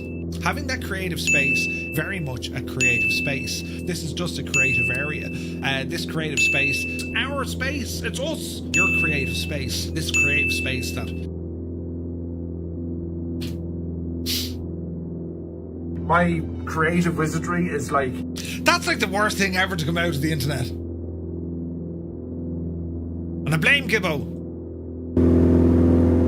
Who else is there to blame? Well, you can blame yourself, Murph. No, I blame Gibbo. Ah, Jesus. Right, anyway. It is, Mr. Polly. Yes, it is. That's terrible. Ah, Jesus. Anyway, what else was I trying to do there now?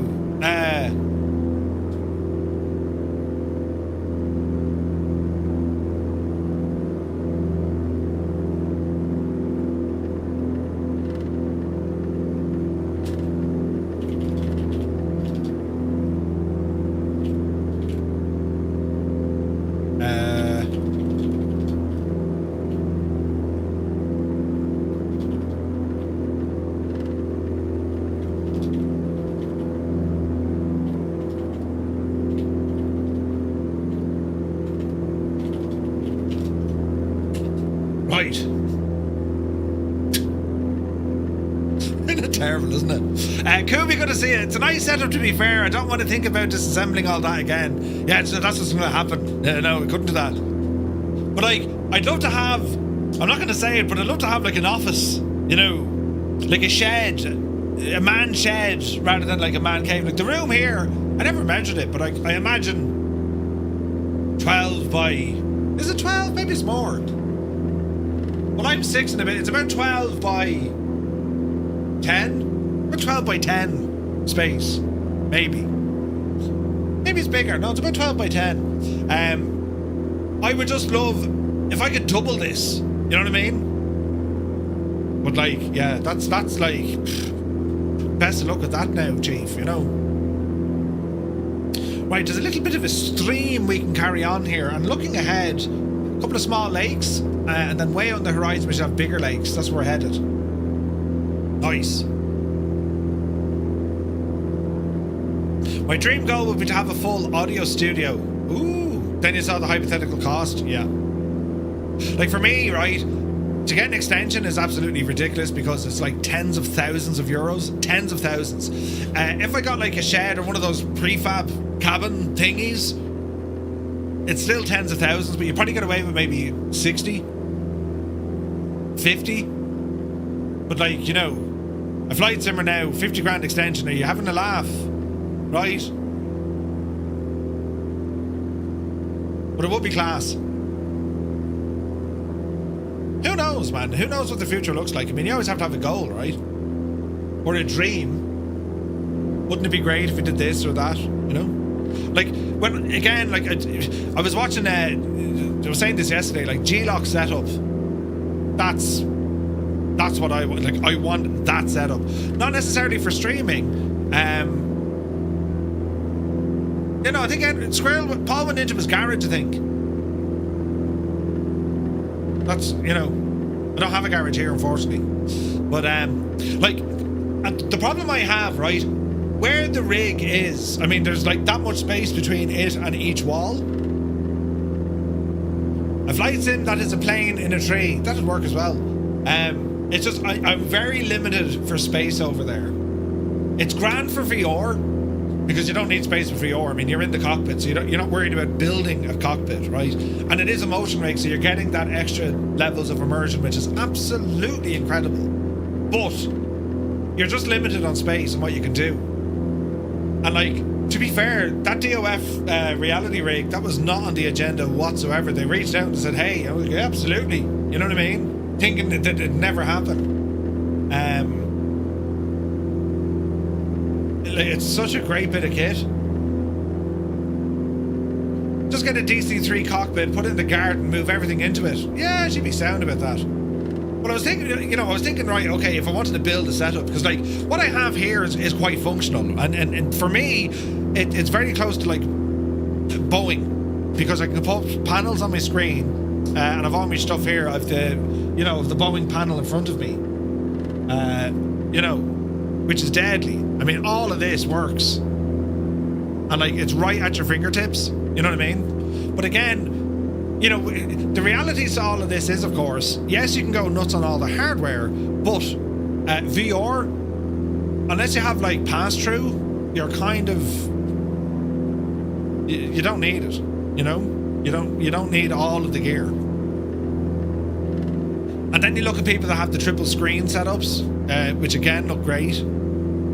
The bezel things are weird though. That'd drive me nuts. Like having a 2D screen is it's absolutely fine and all. But when you're in VR, and I use the Pimax Crystal Light, that is an exceptionally good headset. It's excellent, right? I'd love to check out the Super, and then I'd love to check out the OLED, but like,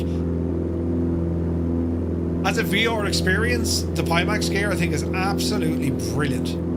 It's so good. And like I saw the video there from VR Flight Sim guy, Steve, he was showing like all these new updates for software, right? Explosions, I'm interested in the new Pimax Dream Air. Ooh. Micro OLED in small factor form. Yeah. They're pricey though. Like Pimax are doing an OLED for the Super. A projector, projector is very good as well. The only thing with a projector, and I've seen them in full level sims, I've seen them in smaller setups. The problem with the projectors is they cannot compete with OLED. There's some traffic down there, look. Truck! Using an OLED screen, I mean, it's incredible what it does to contrast and colours and that, Thank you for the home video setup. It was basically a permission slip to the wife that I can buy more gear. True legend. Oz, that's right. Across the world, we work together. And I didn't even get into the, make you feel good kind of element of it. Having this makes you feel positive all the time. It gets rid of negativity. Right? Keep that up your sleeve, though. That'll be the next part. But, it's mad. And like when I look around, I'm thinking, right, what can I actually do more? Like I've ordered 2 lights because I want to do what G-Lock did with the lights. So they're the next bit of stuff coming. And then, I don't know. I mean, a projector, I could put a projector up there. At some stage, I'm going to change out this TV. At some stage, there is burn-in on my LG OLED. It's the C1. So like this is like their first OLED. And there is burn-in. 100% I got burn-in. Not enough to make it go, it's broken, but I'm starting to notice it. Pixels and all that are fine, but there is burn-in. Hey, Muttley is here, good to see you. Wick sold the wife and bought a sim rig. It also gives you headaches, but at least you can turn it off. Right? Did you get more plugs? More plugs? As in where I can plug the stuff into.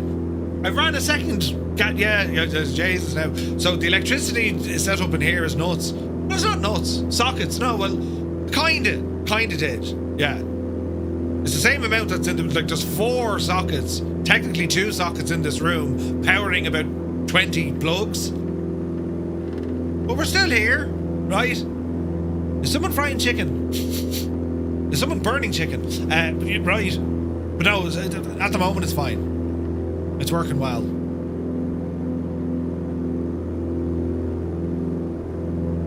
Right. We shall start descending. We're 10 miles out. So let me see. Drop altitude down to 3,000 feet. Vertical speed. We'll go down 700 a minute. We'll ease off the power as we do it. And let's go for about 2,200 on the RPM. Yeah, look at that. Fuel flow, 3 gallons an hour. Man, that's really good. Baba is here. Good to see you, buddy. Yeah, so I have a CO2 extinguisher there. And the reason why it's not inside here, CO2, like, that it's designed for electrical because it kills oxygen. I don't have it inside the room because if I use it inside the room and I'm trapped, I'll drop because I've no air in here. So it's over there. You know. And then I have a kill switch on the fuse board just for this room. So, like, if it did have an issue, it'd be kill the fuse, blast a bit of CO2. You know, and then come up with a very good excuse for the insurance company. Oh, Bajani.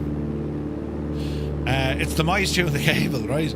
I ran a separate power circuit into the sim and print rooms for the main board, so you don't have to worry about power. Yeah. I didn't do that. I mean, there was already sockets coming in here, so they're just working off. Like, we're 220 volt, but it's all right-ish. I did look into having a backup generator, and that's something that is something else I'm going to look into. Either solar or petrol or whatever. That can be out in the shed, and I'll run a cable in, and she'll come into like whatever transition box. Because like I can go with UPSs and all this, but like they're too friggin' big, and like to be honest, they'll only run for maybe 20 minutes before they're chipping out. You know. You've an old extinguisher from an F28 cockpit in your room. If you had to use it, you'd probably have to evacuate the entire apartment. Yep.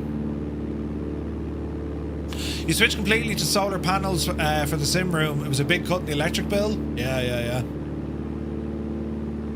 Yeah, the UPS is grand for like a single PC, like. Yeah, like the solar stuff I'm interested in, but like, oh, there's a big pause. Is the sim going to crash? X-Plane isn't having a great day today, lads, is it? I'd be surprised if I didn't press anything now, it just kind of paused. Let's let it think. That's a big pause. She's back. That was weird. 2 Tesla batteries, it's running fine. Ooh. Do you get much sunshine to warrant solar? Not really. But like, it works kind of not in direct sunlight. But that's the thing in Ireland. Like, some people, like, Dublin has more sunshine than Tipperary. We get, like, it's always cloudy here. Always cloudy. You're in the Midlands. You know? So I don't know. Solar panel, like, if it's 7,000 or 8,000 quid, and then I'm saying, right, well, I could get batteries and just use the batteries to charge at a cheaper rate. That's potentially an investment option, right? But yeah, it's like, yeah, I don't know. I'll wait and see. It's not on my list of priorities right now in terms of like, capital expenditure and all that kind of stuff.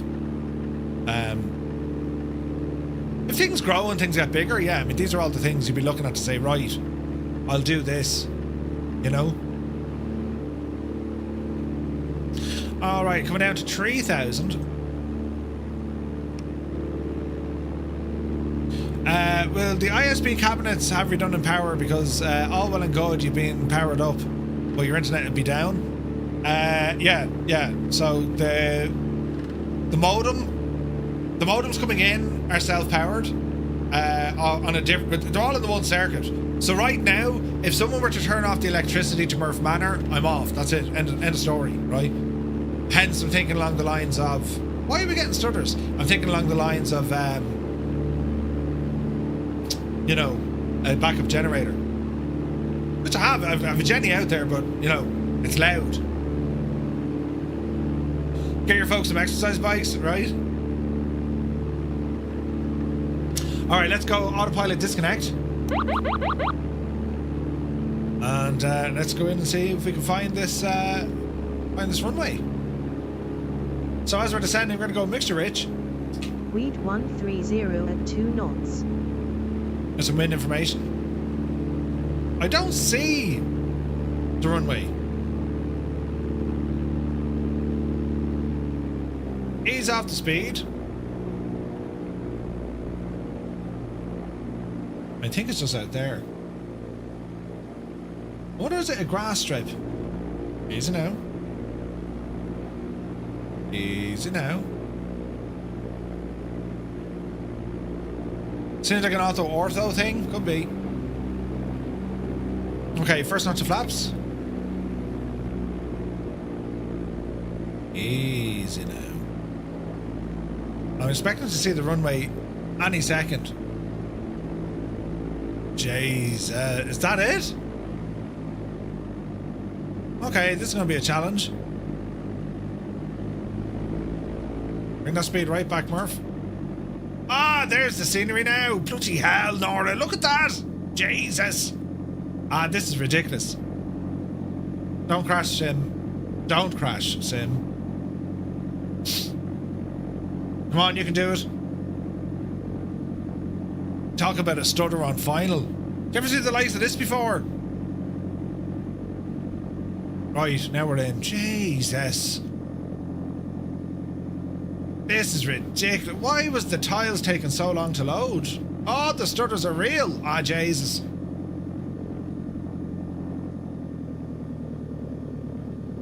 Landing time logged. Jesus, we're going sideways.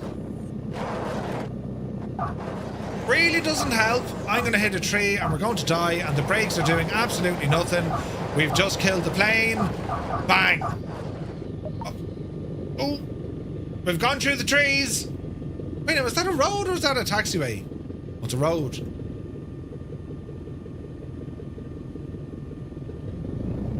It's particularly bad today. I don't know what it is. Is it like Ortho got an update as well? I'll check the log. Can I get a refund? There's no refunds. You can shag off. What's this now? Chunk missing. So like it's missing a whole load of stuff.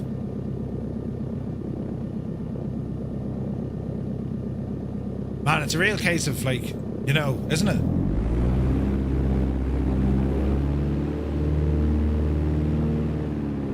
Why that took so long to load in? You know what I mean? The road have been a better runway, absolutely. Like, if this was your first ever look at X-Plane, you'd be saying, no thanks, you're all right. Right? Plus, the brakes of this plane are non-existent.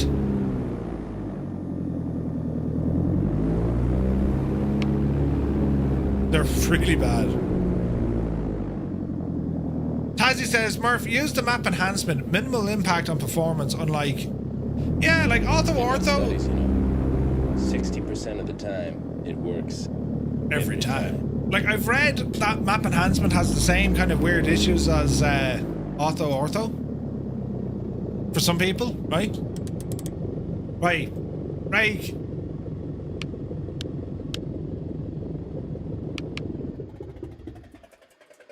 Engine off time logged.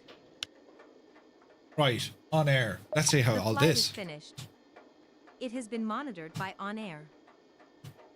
Let's see. Analyzing flight data.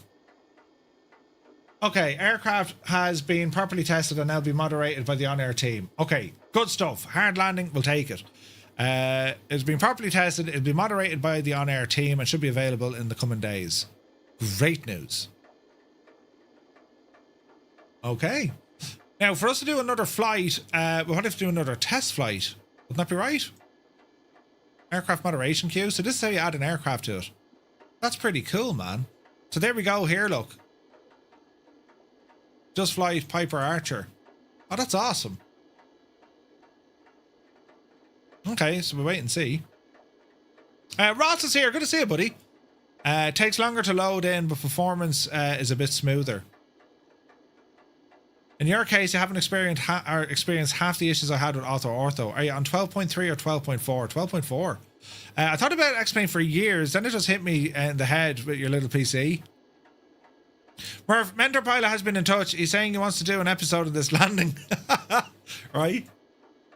Okay, our next leg is going to take us from here across the way over to a place called Talkeetna. Papa Alpha Tango Kilo. Right? And there's a bit of mountainous stuff along the way. So, if you're looking to assist performance, AO is performance hog in comparison. Really, Tazzy? I've never had that. Now, and you know what I'm like, lads. We can do a full test on this if you want. We can use map enhancement.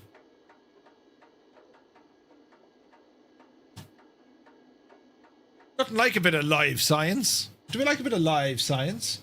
Map enhancement. XP12. Now, the only thing here is, how does this work in terms of all the how does this work in terms of all the loading in and ortho files and all that jazz? Here's the question, right? Because if I go into my Explain install folder, and if I go into my custom scenery folder, let's have a look. Don't do it, Murph, says Ross. Why is that now? 20 to 30 stutter happens for me in 2020 every half hour. No way. It has a check mark for it, as in the installer.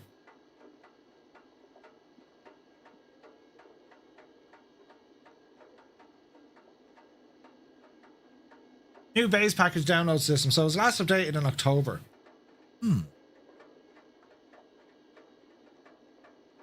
It'll take a minimum of 10 minutes to set up, given the little setup stuff you need to do. Yeah, I don't mind that. Download. Right, we'll download it and see what happens. I take it we need to be out of the sim for this to happen. Right, we're doing a bit of science here. I will said if AO works fine, why give the headache? But it's not working fine. This is the problem. It's only recently ortho for me is running without constant stutters, but even that flight, I mean, look at our landing. It was an absolute disaster. You know what I mean? No, I think it's worth parking this, you know? It can work along with ortho, but it should not do it now. Do it off screen and test a bit with it. Sure, listen, where's the fun of that? I like danger. Let's go with danger. Always choose danger. Explain map enhancement. Okay, so we'll export this puppy. Do. Some brainiac science. Yeah. It'll be totally fine, lads. Right? All we can do is break it. All right, setup. Where do you want it to set up? Yeah, sure, horse it in there. Do. Setup process. Okay, so it wants a runtime. Map enhancement. RCU over there. Preparing to install. This is all terribly exciting. Run explain enhancement. Right, get in there now. This like even that's buggy like. Now I'm already confused. I've literally just downloaded it and now they're telling me that there's a new update. This is the first time you start the application. Open the user manual. Please follow the user manual. Right. Information. Add auto startup. No. Improved update. Right, that's all okay. Mind all that. So Google Maps. We want Apple Maps. Apple Maps. Now, don't you have to subscribe to some of this? How to use. You can change the ground color. No. License. Right. Custom map. Jesus. Language. Check for updates. There are no new versions. Grand. Add auto start. That's okay. Install or update. Select area to install. Auto cleanup downloaded files. Force install. Right. Now, if I wanted to grab a license, would you recommend grabbing a license?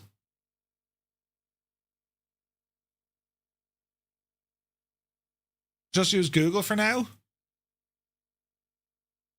Okay.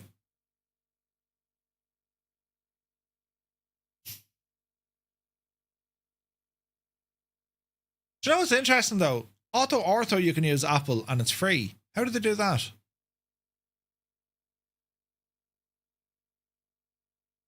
Right, Google Map. Google Maps server provides the best resolution when flying at low altitude. Right, start. Custom scenery folder not found in X-Plane folder. Please set the correct... Okay, right. Or if you didn't do half the stuff you're supposed to do, you big idiot. Right. Let's see here now. Licenses, language and restart, base options, game path scan. We'll point you to it. I imagine this is going to look for just the root folder, right? Okay. Base package. The path to the scenery folder where you downloaded the base images. File name XPME should be here. Manuals. Who needs them? Everything's... Yeah. Auto reorder scenery pack. When this option is enabled, the application will automatically put the base packages at the bottom of the scenery. Image quality, high. Ground resolution, normal. That's okay. Use high resolution when flying low. Memory optimization. Enable memory optimization to reduce memory usage. Generally keep it around 6 gigs. But it may cause lag. Leave it off. Enabling preloading. We'll preload the map 10 nautical miles ahead and 2 nautical miles wide in front of the aircraft. This will reduce sudden stuttering and the likelihood of a blurry maps. After enabling this feature, it'll continuously load, so it'll consume more CPU. Leave that alone. Cache size, CPU, enable core limit. Hey, it's Lazy. Good to see you. Network timeout, privacy, skip game running check, Google Maps override. All right, so there's a bit of jiggery pokery here. Where is the manual? Is there a manual?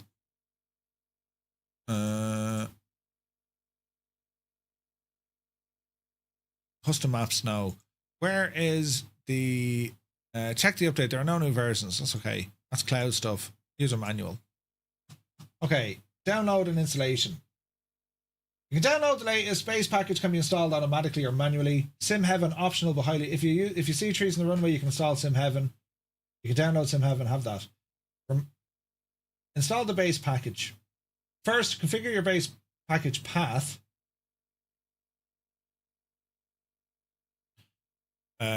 They've changed this based on the manual. That's a good start. Africa, Asia. I don't need Africa.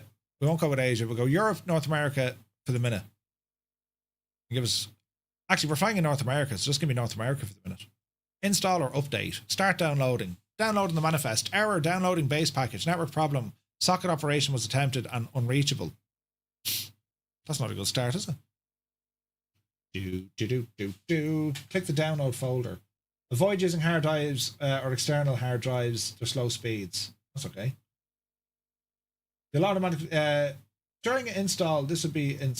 during initialization, if it fails for any reason, previously installed on older version, set up antivirus software, Casper Spy, Nord, folders to add to the exclusion lists. That's all fine. Getting started. Welcome to getting started. Software download. If you disable the page file or set a limitation, ensure you enable it automatically. Before launching the game, open X-Plane Map Enhancement application on your desktop. Right. I don't like the way this is showing 0. This is a problem. Straight away. So it's trying to download all of this, but it's saying network problem has occurred. A socket operation was attempted. Cancel. I did set my base folder. Game path. Oh no, hang on. Base package path. The path of the scenery folder. Custom scenery. Isn't it?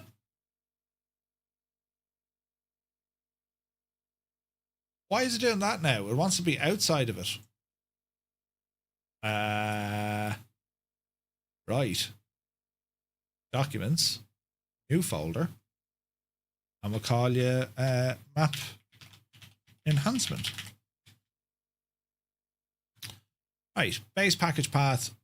Right, let's try that then. Install. No, still not liking it. Technically, it's the same files that AO used. Okay, why is this failing?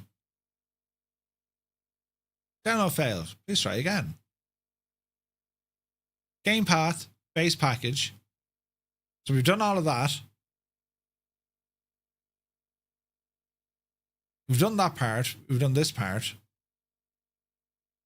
Right?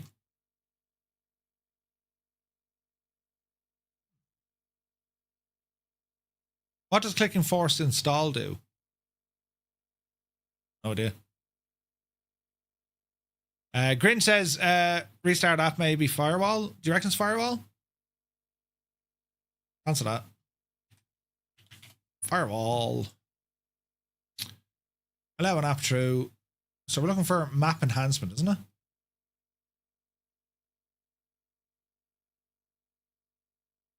Change a setting. Allow an app. Browse. Downloads. Map enhancement. That's the installer. So where did this actually go to now? Map enhancement. Let's see, lads. I don't see it there. Let's check the normal spots. Program files. Is it called map enhancement? Explain map enhancement. Add. Okay.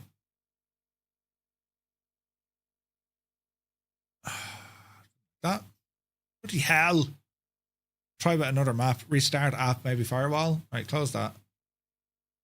And we'll go into this PC, down to program files, map enhancement, explain map enhancement, or was it just explain map enhancement, and we'll start with admin. How's that? Let's see what happens here. Version 3.02, please update the base from the downloader page. 3.02 of base package.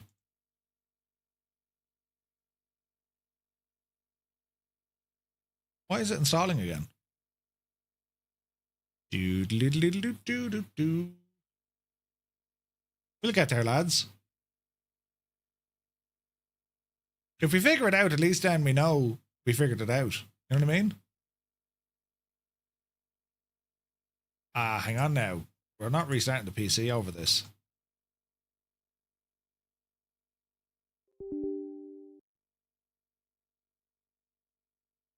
Please update it from the base package downloader page.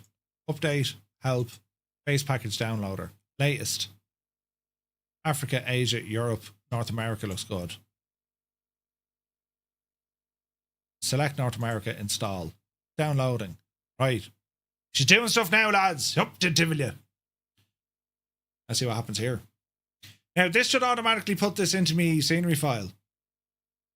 You need to reboot to activate the miner. Yeah, shack off.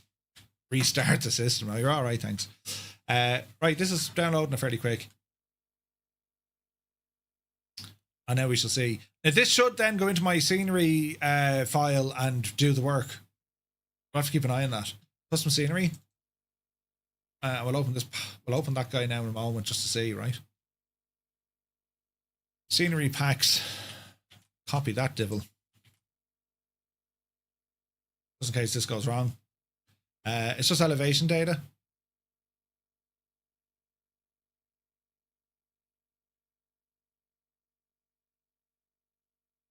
This is elevation data. Yeah. Muse, good to see you. Thank you. Yes, I'm in my creative space. Bloody hell. I will not point who steal from who, but yeah, well, like, yeah. Isn't this kind of questionable though? Like, your man is technically selling you maps that he doesn't have permission to sell. Isn't that the drama behind this? I think so. So you're basically going to pay him money so you're on his server and his server is getting all the data for free and he's reselling it. Isn't that the gist of this? But if it works, right? Muse, hope you're well, buddy. Right, let's see what happens here, right? We're going to try this. Auto clean up and we download threads, 8. Don't know what that means. What else do we want to do here now? So our settings, custom map, no. Home, Google Map, start service, fallback. Bing, I suppose. No logs yet.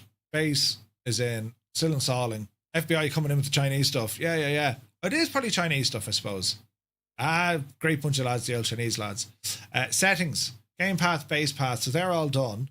Cache not configured. Location of cache files. Cache folder should be an empty folder. It should not be the same as the base. Use default. Cache size 10 gigs. The recommended value is 30. All right, should we go 30 so? Image quality high. Network options. Network timeout. Don't know what any of this stuff is. Auto reorder scenery file. Yes, we wanted to do that. Okay. Is there like a save? No. Right, North America is in. And am I right in saying start to service? Initializing. An error occurred. High quality needs pro license. Really?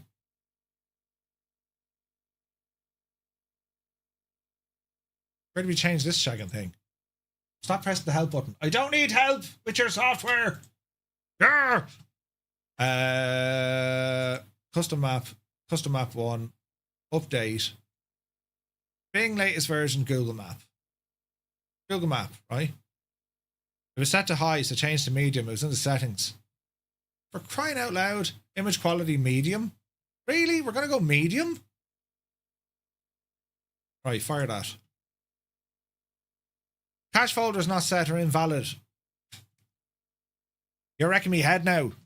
Cache, use default. Okay, so to go off and make one. Documents, folder.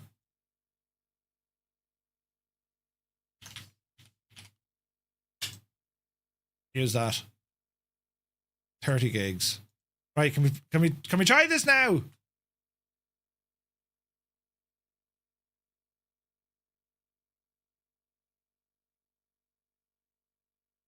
Looks alive.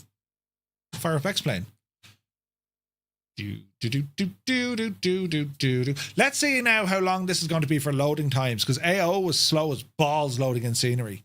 Like, slow as balls. And as soon as this initiates, I need to go back into my community folder, back into my custom scenery folder, just to make sure it hasn't shagged it. Right? So, hang on there now. Before we go a step further, custom scenery packs, get in there now. Good. Global airports. Scenery landmarks. Global forests. Sim heaven stuff. Map enhancement overlays. Ortho disabled. All right, let's see if it works. Let's go. North America. So we're up at Lake Louise. Right, launch us in. Initialize ATC. Will init rendering. Let's see how long this takes to load. Loading the aircraft first. Once it loads the aircraft, then we get into the scenery loading. So it'll be interesting to see what this does, you know.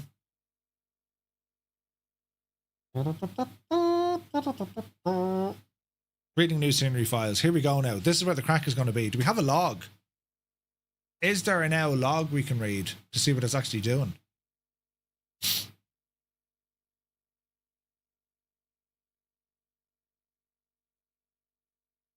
Not really. Let the program respond. Yeah, it'd be interesting to get a log on this just to see what it's loading and where it's loading, how it's loading, and all the jazz, right? Wait for the program. So it says finish asynchronous loading, which is actually kind of fast. If it's already finishing the friggin' loading, that's kind of fast, right? It keeps knocking me cameras out though. And explain. So one of my cameras is now dead. You may just have a cup of tea. It's installed anyway. We're just done with preloading. I'm a safe. Preparing the world. The loading seemed pretty quick. Considering it's now reading new tiles, right? Let's see. I'm excited to see what happens here, lads. I love science. This is brilliant. And it's great that you lot are here, because I do this on my own and be like, oh no, it's shagged. Right, there's birds, there's trees. Right, with scenery. I've no trees. There's my trees. Horrible looking tiles. But it's okay. Is that... Hang on now. Okay, so it is reading tiles. Okay. What's the old FPSage?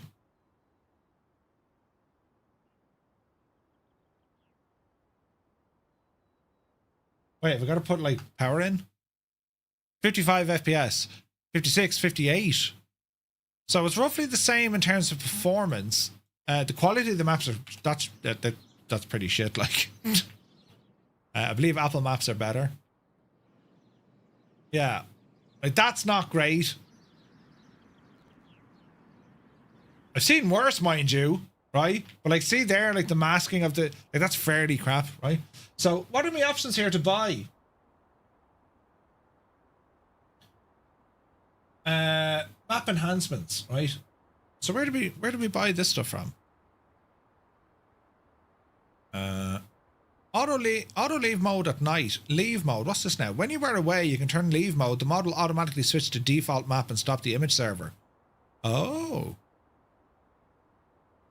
Enhances nighttime. Requires pro license. Right. So how does one do a pro license? Just a map. Base pack. So it'll be in settings. Base options. Image quality. Advanced options. CPU affinity. So where do we, hang on now, how do we put this in? A pro license. I'd be interested, because I'm interested to see if we can get would it be worth it? What's a pro license? Is it like 40 quid? Right, so hang on, let's go for that, lads. For the sheer crack, for the giggles, right? So let me see. YouTube videos about all many features. So how does one get it? Stop the service. So where does one now get the map enhancement? So X-Plane map enhancement pro. Oh, Jesus. Oh, Jesus. Where do we get it? Is it like a website or like, how does this work? Has he a website or something? Oh. Does anyone know? It's £5 a month or something. Yeah. Where'd you get it though?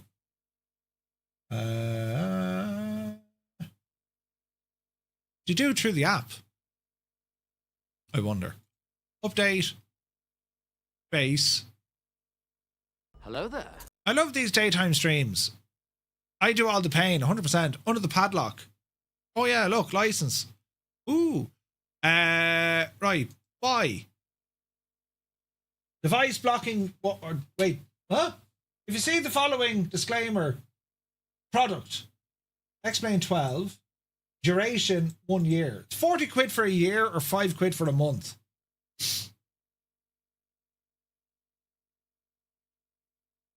One license can only be used by one PC.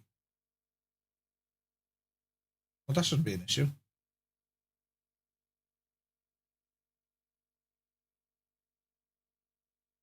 Payment.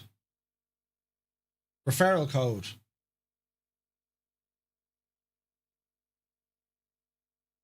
Wanna. And lads, we're going to do science here together. Where's this now? Fundage. We shall put the fundage on. Yes, it is I. Yeah, one of those. Yeah, one of those. One of these. Message.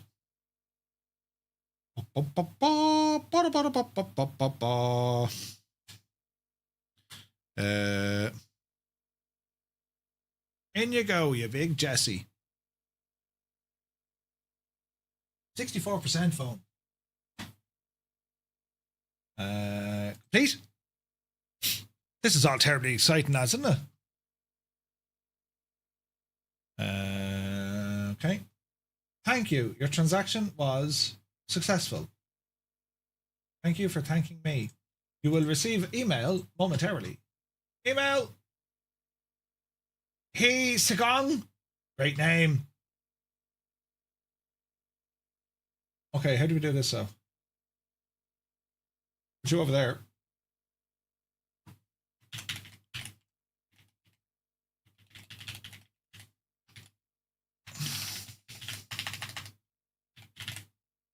Link.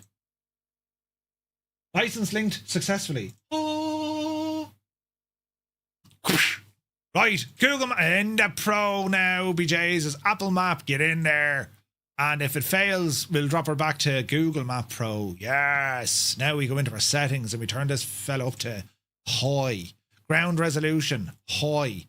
Normal resolution, high resolution, yes. Enable night texture, nighttime lighting effects, making distant city lights and other lights possible. Features, no, don't worry about that. Right. Will we give it an out blast again and see what happens?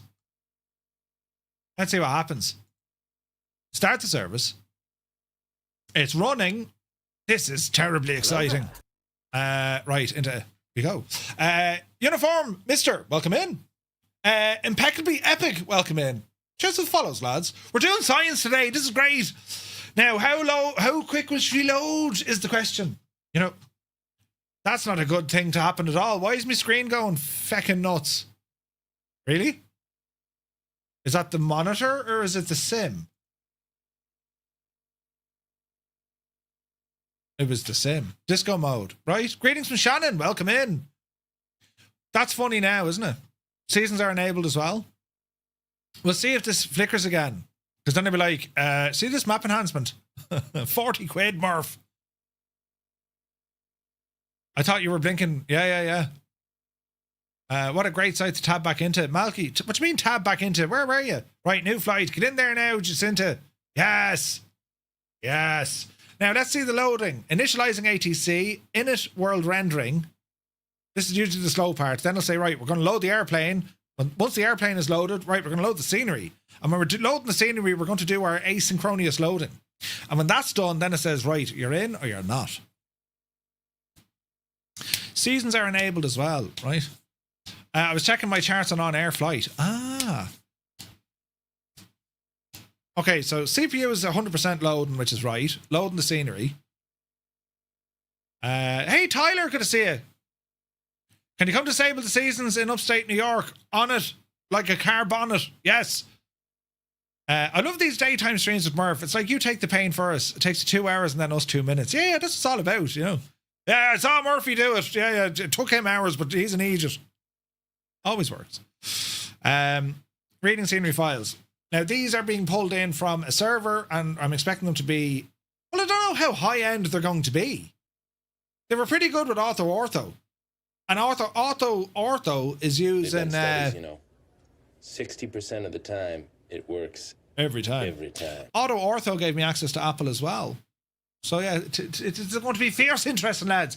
We're now finishing asynchronous loading. This is terribly exciting. I mean, where would you get it? Who knows what's going to happen? Be Janie then. It killed me camera here as well. Murph teaches us how not to do it. Yeah, I like that. Yeah. It makes total sense. It stopped me camera from working. It uses so much CPU, you know. He's teaching us the Irish way. Yeah. I'm only going to show you this once. Huh? Did it proper kill the camera? Oh, the camera's still working. Interesting.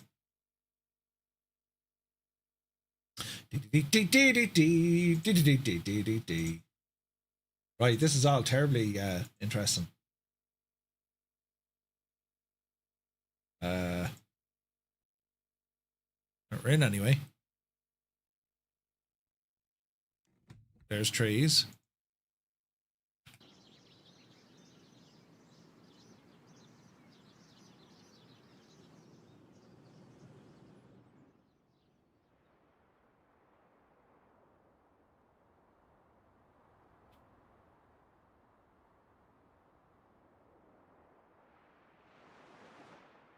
Maps are better.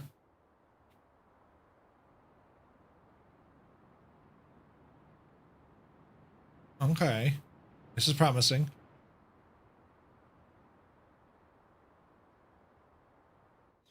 So where's the cutoff? So what is it? What did it say? It's giving us like 10 miles?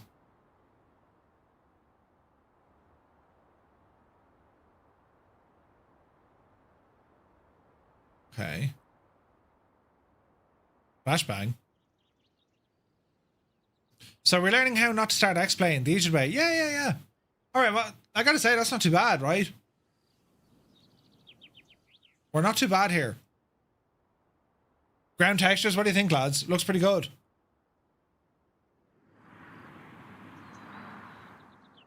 I think it looks good. Yeah, it looks good. Looks good.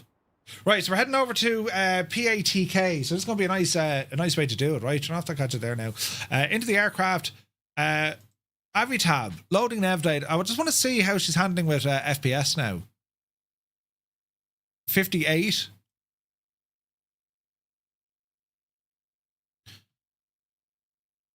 $57. 2 FPS more. Battery coming on. Fuel tank coming on.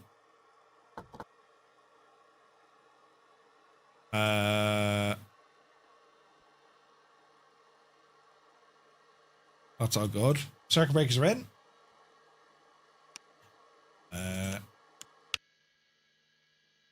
Alternator. Start. Mags. Alright.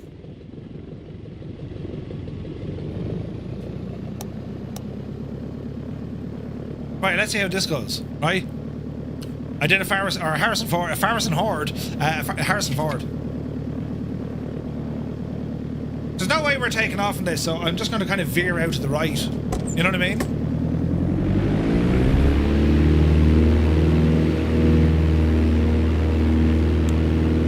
Right, we go this way.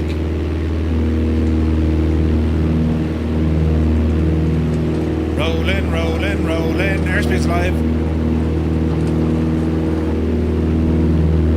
Murphy, you do realise you're taxiing up a hill? Yeah, totally safe. Oopsie daisy. Airborne. Mind the trees.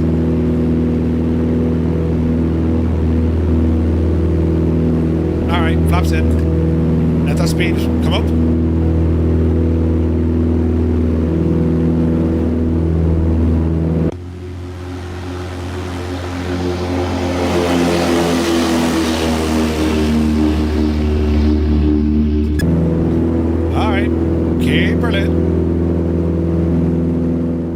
X-plane hurt badly. They're actually pretty good when you get up close to them, you know? The Impossible Phase have a good one. The strip is a bit too right. Yeah. It's not a great scenery or a default scenery.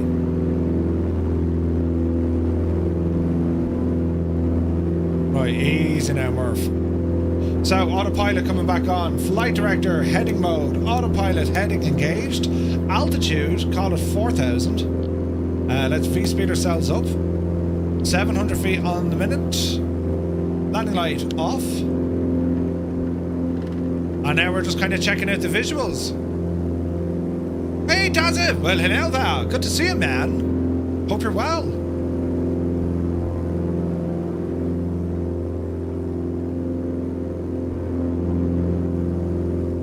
Performance seems good. I'll give it that. Now, what's the application telling us? Loaded. Failed. That's interesting. Color. Now, can we do this in real time? No. So, we can apply this to the different colors on the map. I like that feature. That's pretty cool.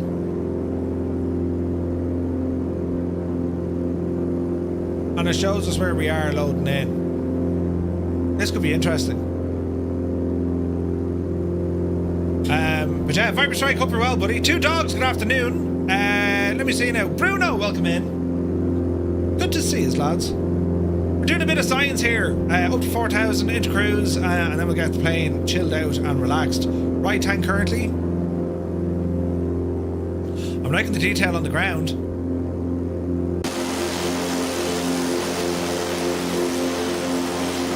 That ain't too shabby. It ain't too shabby at all.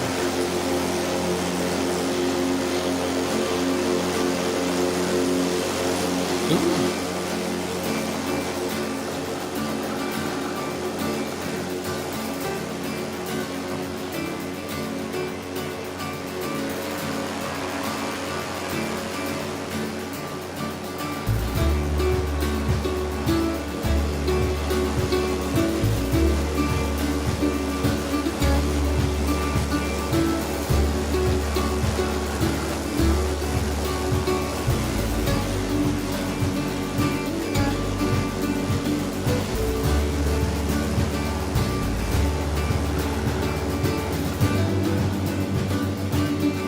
What do you reckon, lads?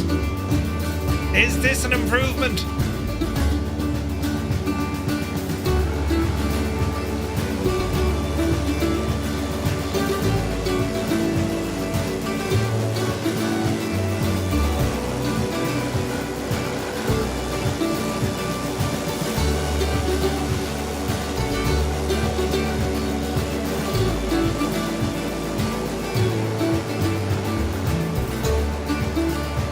A bit of weirdness.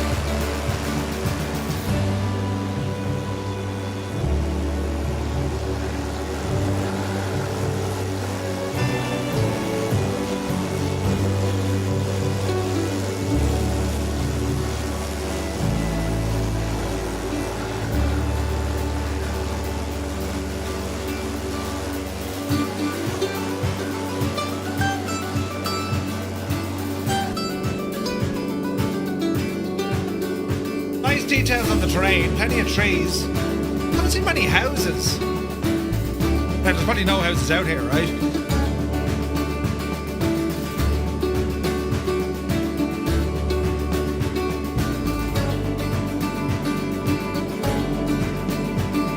There's certainly nice details. Bit of cloud burn in, but you're going to get that on any satellite.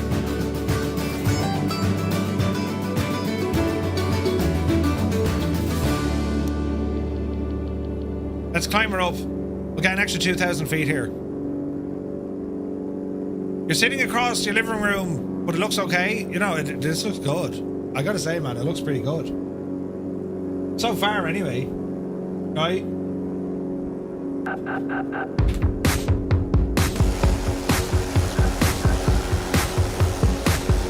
Trying to think where the resolution is at. Look, it's not bad. Nice experiment. Glad it went well. After all, it is flight sim. You better believe it.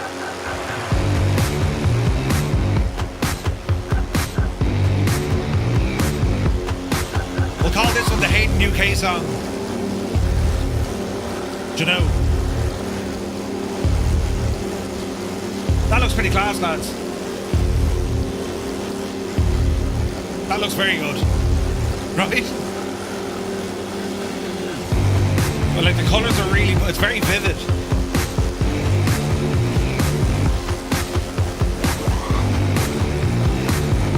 Right.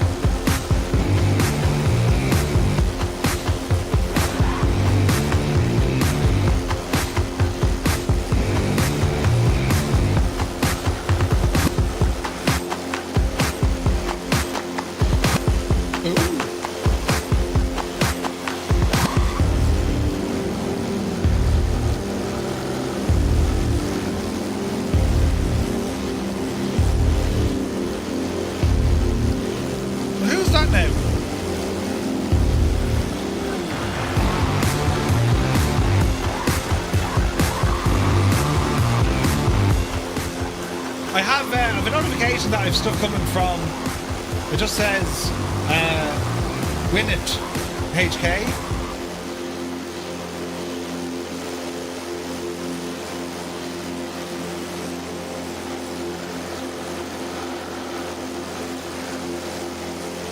I don't know who's that from.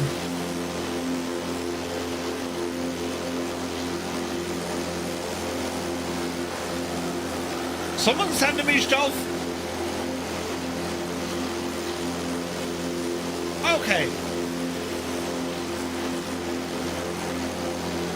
This has been a very good test. Looks pretty nice. Yeah, no, it is. It looks really good.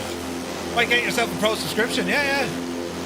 You have this too for Microsoft Flight Sim, I believe. Yeah, you can use the same license. Oh, can you? Interesting. I've never liked changing out the map enhancement. I've been never mad using the map enhancement on Microsoft Flight Sim. There's the scenery in Microsoft Flight Sim, I like it as is, you know? Easy. Right, bit of mixture there now. Likely they're Airbus pedals. I don't know. We'll find out when the gear arrives. I'm liking this friggin' map enhancement. Whose idea was this anyway? We know Tassie was involved. Ross was a little bit, as was Wick Shill. The three lads there now. Hey.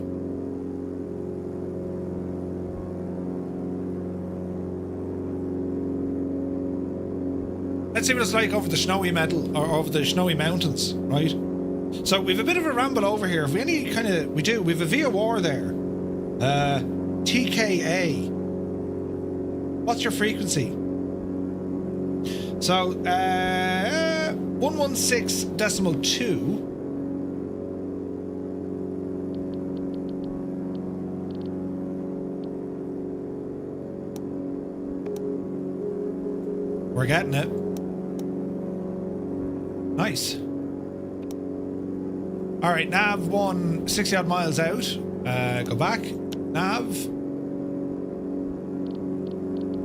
This way.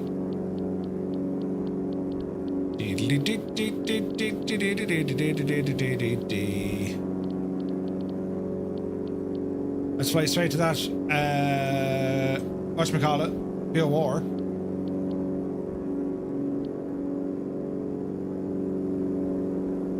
Okay. So we'll go VOR navigation for this one. Totally haven't pulled to Mexico. Made your mule to test for a minute. Yeah, 100%. Great. Tassie. Yeah. We blame Tassie. It's all Tassie's fault. It was going to be a grand day. Well, to be fair, when I was left to my own devices, I crashed the sim twice. Now, we're going to need exceptional altitude coming across this bit of stuff here.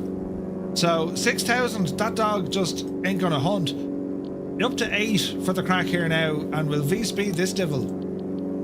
Give us another 600, and we'll have to watch the old mixture as we climb, right? A lot of cloud burned in. Like, that's where the original ortho for XP was handy, because, I mean, you could tidy up that, you know? But I am liking the colours, man. That looks sweet.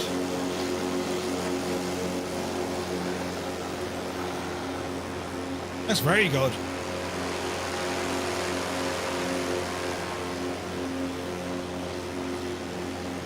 Man, look at that haze there. Isn't that gorgeous?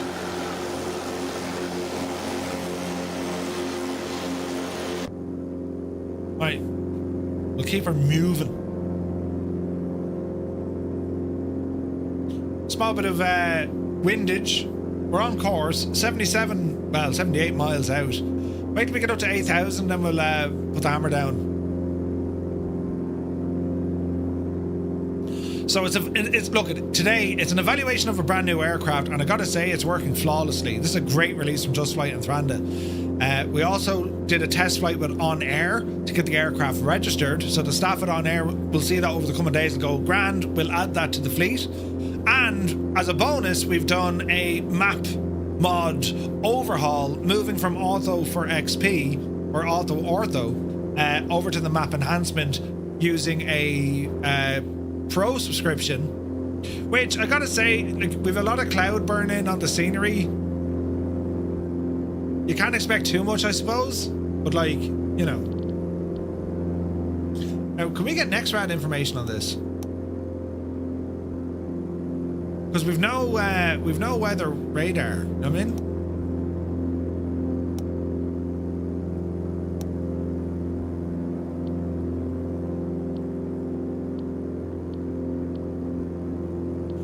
Traffic.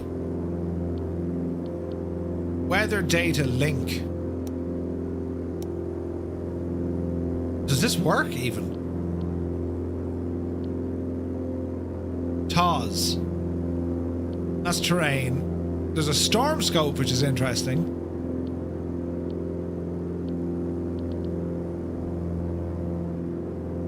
Interesting. Right, how's our engine power going? 25.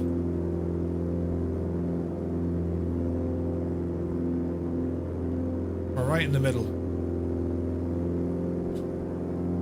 500 to go. How's VR in X-Plane? Cracker, good shout. I must test. I'm not testing that today, but I'll do a test of the VR soon to see how it's holding up. The terrain data is pretty good. I mean, these mountains, right?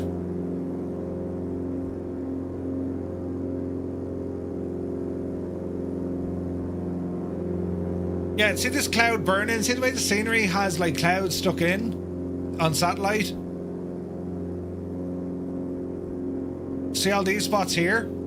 So basically when the satellite took the photograph of the scenery, it was cloudy. So that's why you're seeing clouds. But Microsoft, for example, they use AI to tidy all that up for the most part, right? And it depends on who the provider is. Do you know? But look, we're chugging away nicely here. Yeah, it's not snow. You can say it's snow, but yeah, it's not snow. Up here, you probably get away with it and say, yeah, it's actually snow. It's totally fine. You know?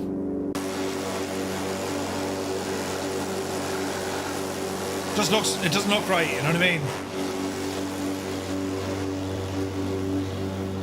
Oh, this is a great little plane.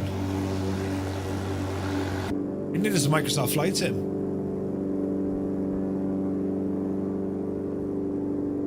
Okay, we're at 8,000. We're giving it absolute sorts of socks here altogether. We're off the scale when it comes to our temperature.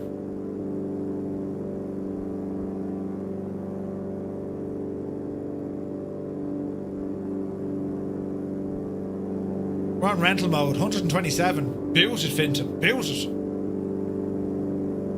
Small course correction. How's our fuel looking? Right and left. Let's go left tank.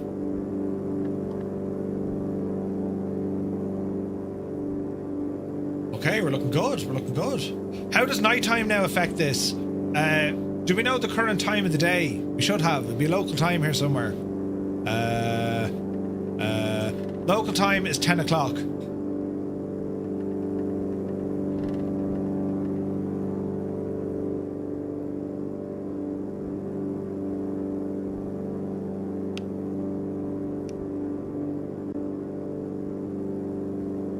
So here's our night lighting in the aircraft, which is actually kind of nice. Ooh. Oh, Jesus, that's nice, isn't it?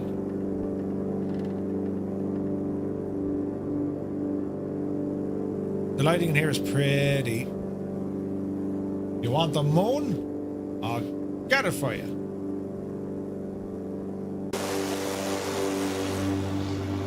Not a single light around. We're out in the wilderness, lads.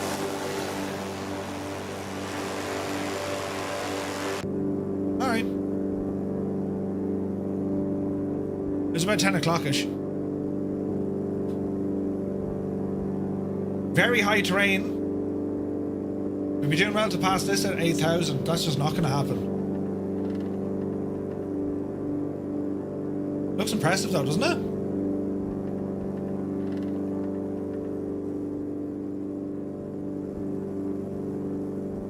Yeah, that ain't bad at all, man. The trees.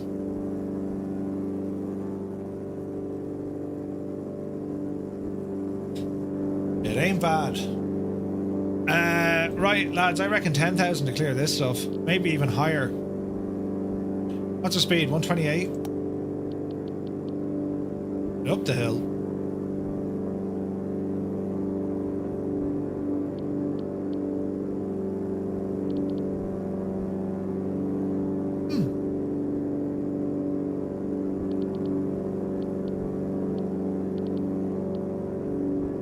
We'll probably skate just over it.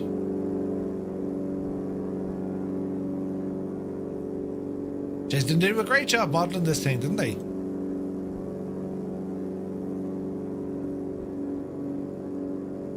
Now, there's no boots on this, even though we do have a black leading edge. We have, what have we got? In terms of anti-ice, it's only a pita heat. CO2 detector, we can turn that off. Nice. I like this. So your two chronos, your Hobbs meter, billing and maintenance. So obviously billing is the time in the aircraft and then maintenance is engine time. You know? Speed is holding. This is, apart from that, there's a couple of tiles not great, you know? Like for 40 quid you're saying, Jesus, like, you know, what are you expecting for 40 quid? Those look sharp. I like the colour tones. Like this isn't bad at all, right? Just Right Warrior, yeah. Just Right's aircraft are brilliant. Right, we need to adjust our course here, Murph. Oh no, we're okay. 60 miles out.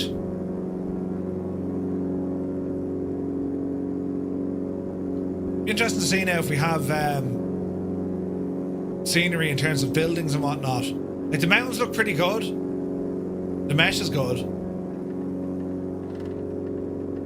Coming up on 9,000 feet.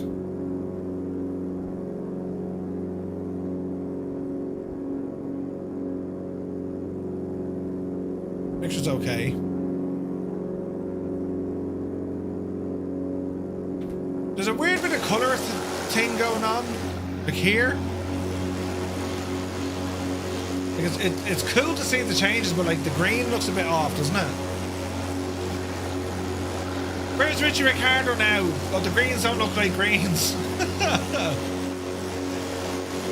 He'd have a freaking field day with this, although that there looks absolutely gorgeous. Look at that! Jesus, that looks great, doesn't it? Look at that, lads.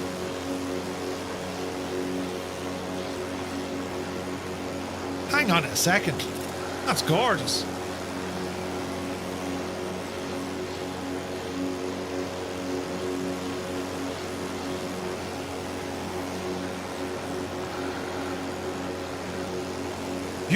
Beautiful.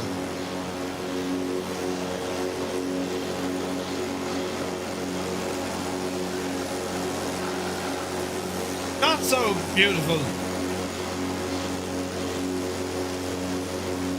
But then it becomes beautiful again.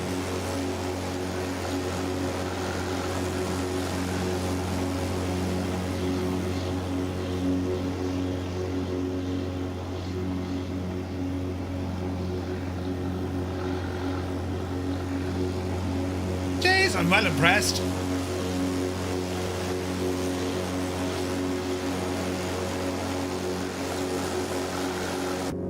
What's the old FPS situation? 62?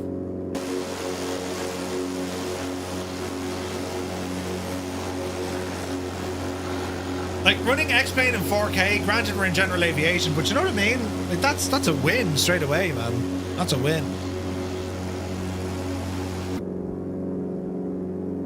$55 miles. As we cross out this kind of neck of the woods, we're at 10,000, so we're back to cruise. 2740.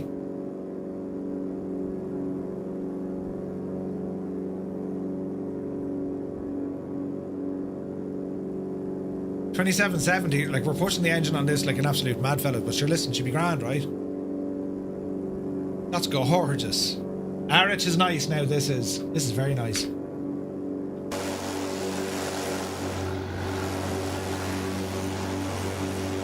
Yep. With the glaciers and all that as well.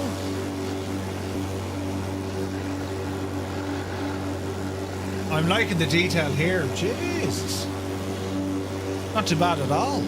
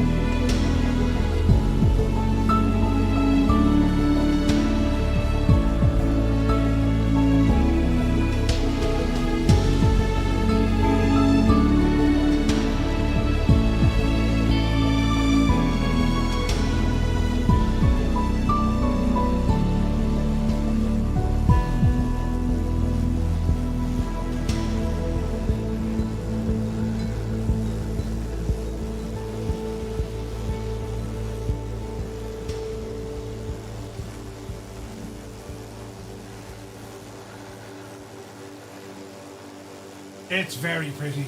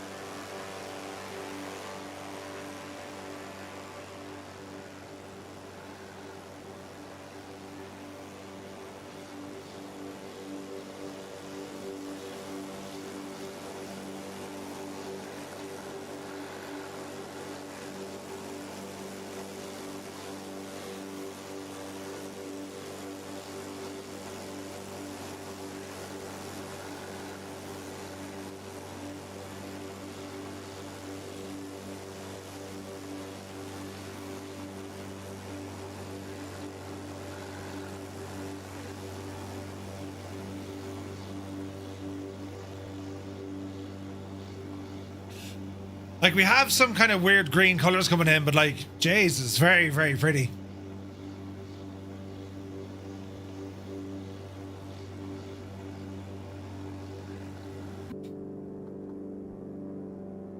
So, looking at my CPU usage, like, it kind of jumps to about 100% when it's trying to obviously load in stuff, right? Which isn't a big to do. It's very temporary. She shoots up and then it comes back. I have yet to have a single stutter or pause at all. So, I mean, so far so good, right?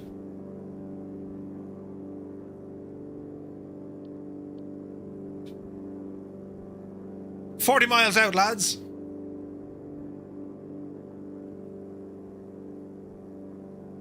I'm loving the color. Like, there's something real about this. You got the kind of yellows and browns and greens thrown in there. You can kind of see where like different tiles mess up with each other, but I think overall this is very good.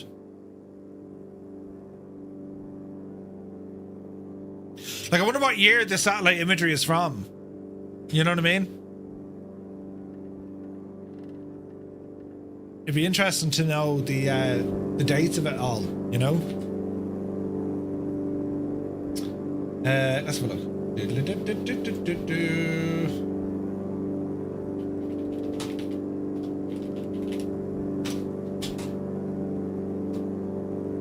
Good to hear, yeah, Tazzy, man. Look, it'll be interesting now to see how she performs with an airliner, right? Oh yeah, I saw that. Did you see this, lads? Hang on. Where is this now?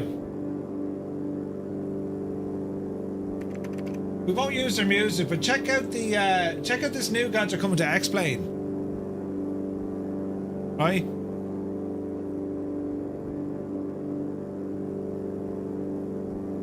Real Ops, it's called. It's due out today, right? But effectively, this is like the GSX equivalent for X-Plane. That's what this is, right?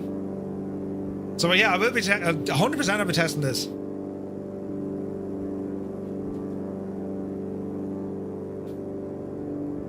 Like I use ground handling deluxe, but this looks pretty cool, right?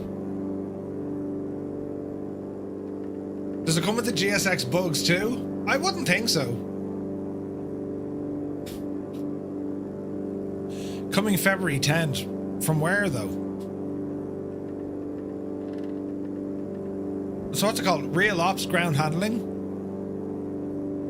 Real Ops ground handling. X-Plane 12. Real Ops, here we go.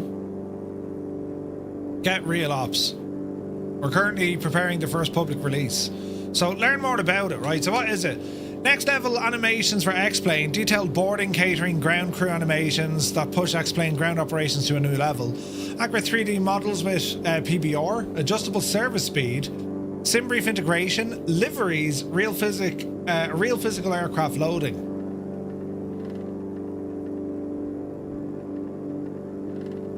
Yeah, for X-Plane, them models are actually pretty good, right?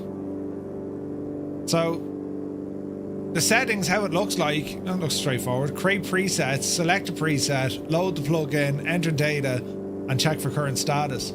So, they said it was going to release today, you know. Probably less buggy, I'd say so. Excited for Real Ops, right? Poking your head in everywhere. Come on, Tazzy. It's something that X-Plane needed. Like, I use ground handling deluxe, and it's okay, but like, it just kind of puts the vehicles there. Well, yeah, it just kind of puts the vehicles there. So I'm looking forward to seeing what Real Ops does. The scenery is getting absolutely friggin' gorgeous here, lads, isn't it? Look at that. That's excellent. Isn't that excellent? Like, it's not only like, yeah, it's nice. Like, that's excellent. What we have going on in the sky and X-Plane as well, like, Jesus. Like, don't get me wrong. Microsoft Flight Sim for me, that's my sim, right? That's my jam. But you can still have such an incredible experience in X-Plane. You just can. Yeah, no stutters at all. It's map enhancement, Sunjammer. I installed it there earlier on. I'm like, if this agent can do it, anyone can do it. You know what I'm saying? But some places it's not great, but my overall first flight experience using map enhancement, it's very good. It's better than auto ortho. End of story. What am I running on your tablet? This is Garmin Pilot. It's a real world EFB. And it's very good. Garmin Pilot is the name of it. It's like 4Flight, but it's Garmin's equivalent. Had to go and strip some wallpaper there. Is this still X-Plane? Yeah, no, it does. Mr. Minimite, it is X-Plane. Yeah, it looks good, doesn't it? It's very good, man. Look at the detail. We've got tons of trees down here. Beautiful rivers. I haven't seen any auto-gen scenery yet. As in, like, buildings. That's going to be interesting. We're 30 miles out from our airport. It connects to X-Plane and Microsoft Flight Sim. Yes, it does. How's our fuel situation? Left and right. Horsing onto the left tank. I mean, look at that view there, lads. That is exceptionally good. In any flight sim. Let's give it a go one day. I think the clouds are better than Microsoft Flight Sim. The clouds in X-Plane are beautiful. And there's certainly a bit more going on in terms of the levels in which they can depict it. But look at Microsoft Flight Sim still, like, it's visually out of the box. trumps this completely, you know? I sent an email to Map Enhancement for a free pro subscription after my successful missionary work. You do that, Tazzy, and you tell him this mad Irish fella installed it and it now lives on the internet.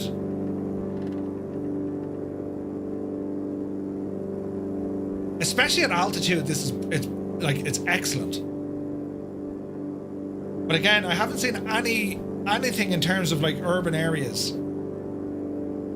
I imagine we'll get it at the airport, because if we don't have urban buildings, if we don't have houses and, you know, factories and whatnot, it just means then it's shagged up me install file, which I can fix. Which map are you using? I've been selecting hybrid, so I'm using Apple. This is all Apple maps, and I'm actually well impressed with them. They're very good. But you've scope to go onto Google or Bing or whatever, you know,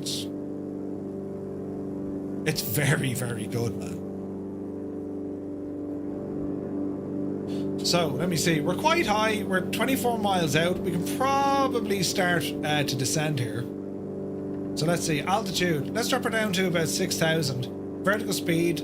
Let's go down 7. And watch speed here now as well. Yeah, they do. Tony, they really do, man. They're very sharp at altitude. They're very sharp. They don't do that. That's all stock XP or Sim Heaven. Yeah, no, Wick, I know. But what I'm saying is, if your ortho tiles cover one of those lines, they disappear. Like, they're in there. It's the layering system of scenery. Does that make sense? Trees are working. Oh, Jesus. Trees are working. Careful buttons. So it'll be interesting to see if we have cities and such and buildings. I imagine we will. So if I wanted X-Plane to look like this, are there free add-ons? Yeah. Everything I'm using, bar the Pro and the aircraft, this is X-Plane out of the box. The weather system, lighting, the map enhancement, you can use a free alternative. Sim Heaven is powering up all the like auto-gen stuff. You can make X-Plane look absolutely cracking for free. It just takes a bit of time. You know, if a dude came along with one single product to say, this is going to do all your Sim Heaven, this is going to do all your ortho, this is going to do everything, one click, sell it for like a $5, sure, he can retire. There'll be truckloads of money going to him, you know?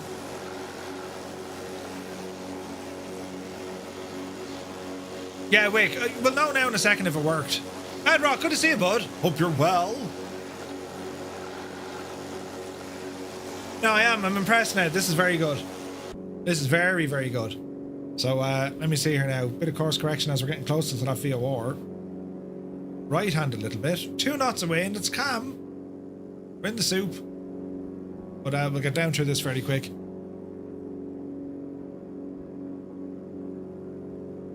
And I gotta say, again, Just Flight and Thranda, this is a great airplane. It's solid, like. There's a nice bit of systems modeling. Hello there. Sounds actually pretty good, right? Badham, good to see you, buddy. Thank you for the follow. I mean, look at that out the window, look. That's savage looking. That's really good. Sim Crash Flyer, welcome in. Good to see you, bud. Here's what I've argued. Microsoft Flight Sim is a tailored experience with modability. X-Plane is the base for you to tailor an experience to what you want. Yeah, fair point. Am I only using global scenery add-ons? Yeah, so like the satellite stuff that you see is from Map Enhancement. The trees and buildings, that's from Sim Heaven. The aeroplane is a payware aircraft from Just Flight. That's it, like everything else out of the box. X-Plane without map enhancements though, like, I don't care what anyone says. Without having that satellite imagery, it's... like, it just can't compete, you know? Man, I haven't come across a single house out here. More importantly, we haven't got a single stutter. Not one stutter. Angry Bee, yeah, they look pretty nice, don't they? All right, what are we out? 14 and a half miles, descending. We're saying 6. We'll probably go a little lower here. We'll drop it all the way down to 4. We're at 700. Let's go 1200, but reduce a bit of power. And let's just check out what the scenery is going to be showing us down low. Like there's certainly parts in it where the resolution isn't that sharp, right? But at altitude, it's absolutely fine. But it's X-Plane 12. Also, it's so easy to learn flying from scratch. Yeah, I think X-Plane is a little bit... I find X-Plane easier to manipulate and get into it. The options... The UI is 10 times better. Like, 10 times better is the UI. Your menu's up on top of the screen here, first and foremost, which means you don't actually have to hit escape to be brought to a menu. You know what I mean?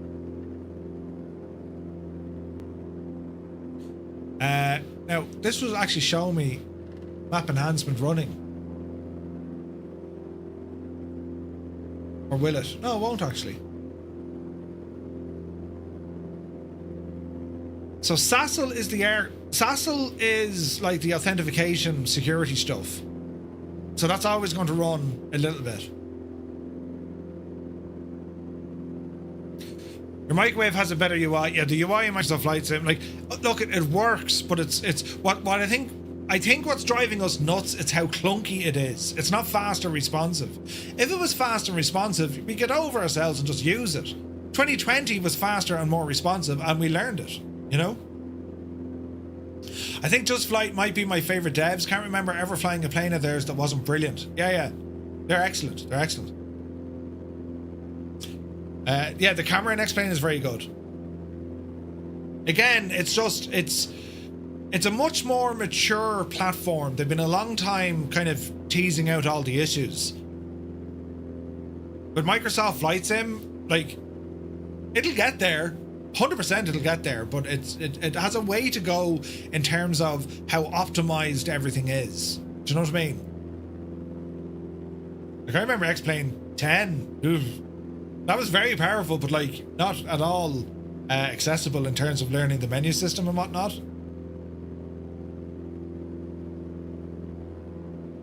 But yeah, it's getting there, man. It is getting there, and like, you know, you throw in things like map enhancement. I still don't, are they buildings? I still don't have buildings. Even miles away, I don't see any. Well, they're clouds, so I can't do much with clouds. We'll find out now in a bit, because I'm very close to the airport. You'd expect to see a bit of traffic at this range, wouldn't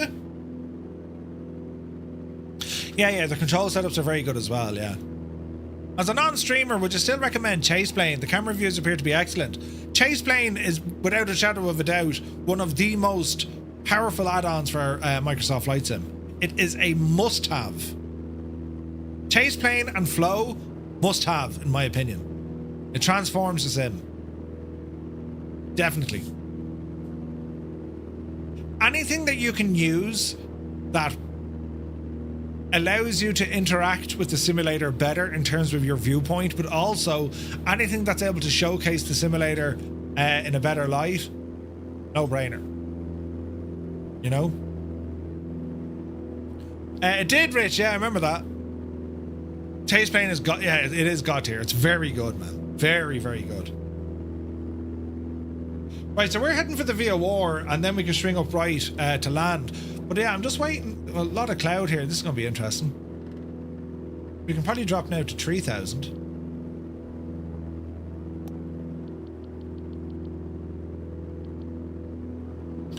Just dip us in underneath these clouds. Man, look at that. No buildings. A little bit worried. Do.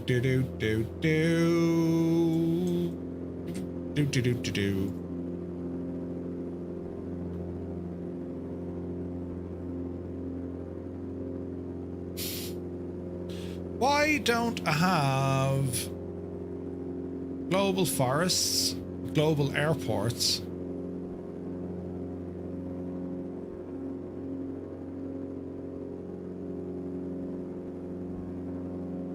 Iceman X-Plane hold. Why is the SAM library gone in there? Disabled auto. And then we have map enhancement. So yeah, I'm just a little bit kind of worried that I haven't seen any ground buildings yet. Watch your speed, Murph.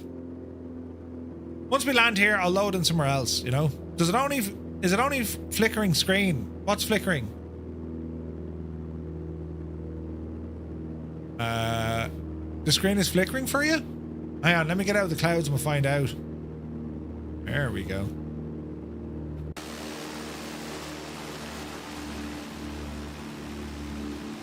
I've no, like, we should have buildings here. Autogen. We have cars and roads, but no buildings. Oh no, hang on, we have buildings. Alright, okay, it is working, never mind. Jesus, the view. We don't have a lot of buildings, but we have buildings. Ed, good to see you, buddy. No, it's okay, we have buildings. For sure. We don't, like, over here, but we do over there.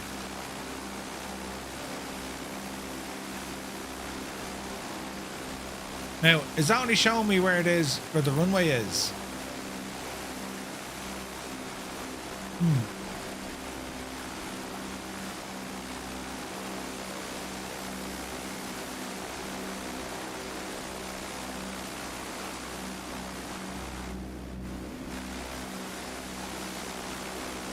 Yeah, that's interesting, isn't it? If I uninstall 2020, will it also remove my community folder? Yeah. Yeah, just move your community folder out of there. All right, autopilot off.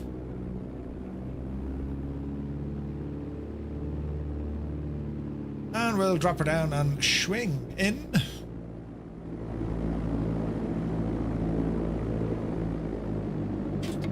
Lots of flaps. It's a little bit steep, Murphy. Easy. Easy. Throw a bit of a slip in here. Oh, we're very high. Yeah, you've made a botch of this, you muppet. We ain't getting down there anytime soon. Circle around.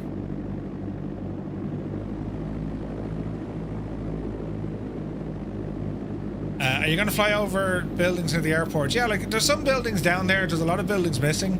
But what I'll do, once we land, I'll load her back. I'll load us into, like, Dublin, just to make sure. Oh, wait, do I have Europe installed? I don't. We've North America installed, so I'll just load in somewhere else. There are buildings here.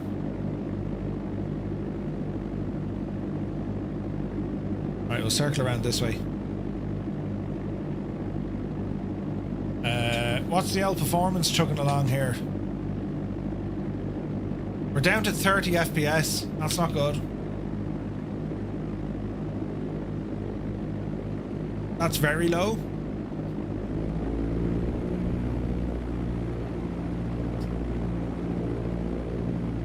It's not liking something.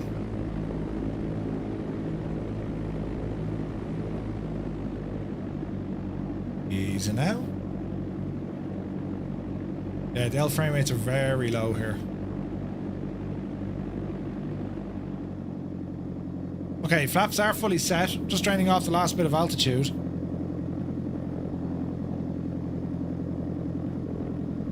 The speed is alright. Keep it under 90. There she be. Load into Vegas. Yeah, must do. Well, Vegas has its own custom scenery, so we'll have to. We'll try. I'll load in somewhere else just to test it to make sure, because maybe the OS data up here isn't great.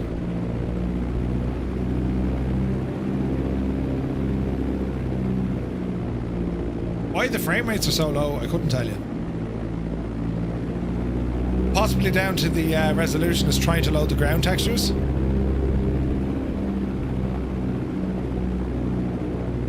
Maybe.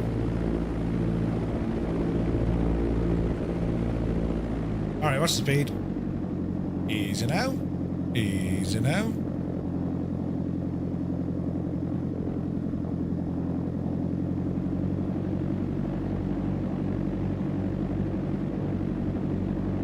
I mean, it looks pretty okay. Yeah, trees are 3D.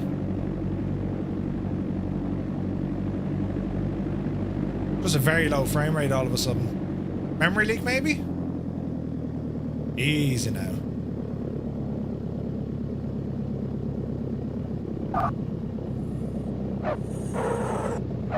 Not the best touchdown sounds I've heard, and this thing is an absolute pig on the ground. Jesus! That's how you do an entrance. Right. That's a pig on the ground. Jesus. What's our FPS like now? Back up to 40. I wonder what's pushing it under pressure. Nothing failed.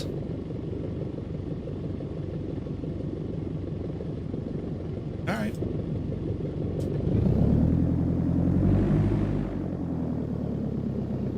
It's just a beautiful part of the world.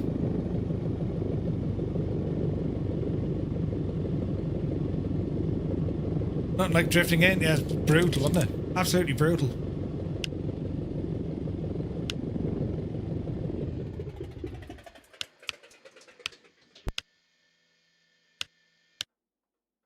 Right. Just the old frame rates are like shocking. So in terms of buildings, there's really only a few around the airport.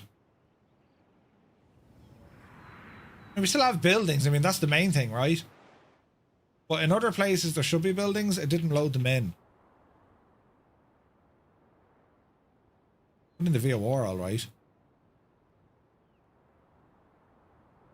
If we were down the road here. Yeah, like there's nothing loaded in for over here, look.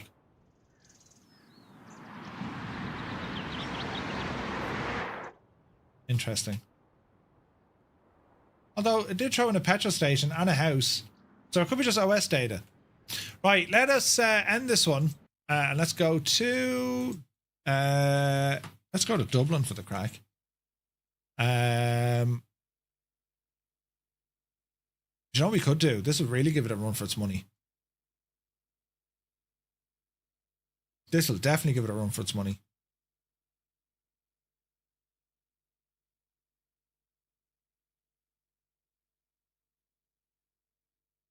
Right, let's see what this does. Oh wait, hang on, balls. Should we've not yeah, this is going to break it. Sure, I don't have anything. I never loaded in Europe. Operation failed. Yeah. So let me see. Base packages. We want Europe. 10 gigs. Yeah, we better grab that. Install. For someone who's never played X-Plane, what is the biggest difference between them?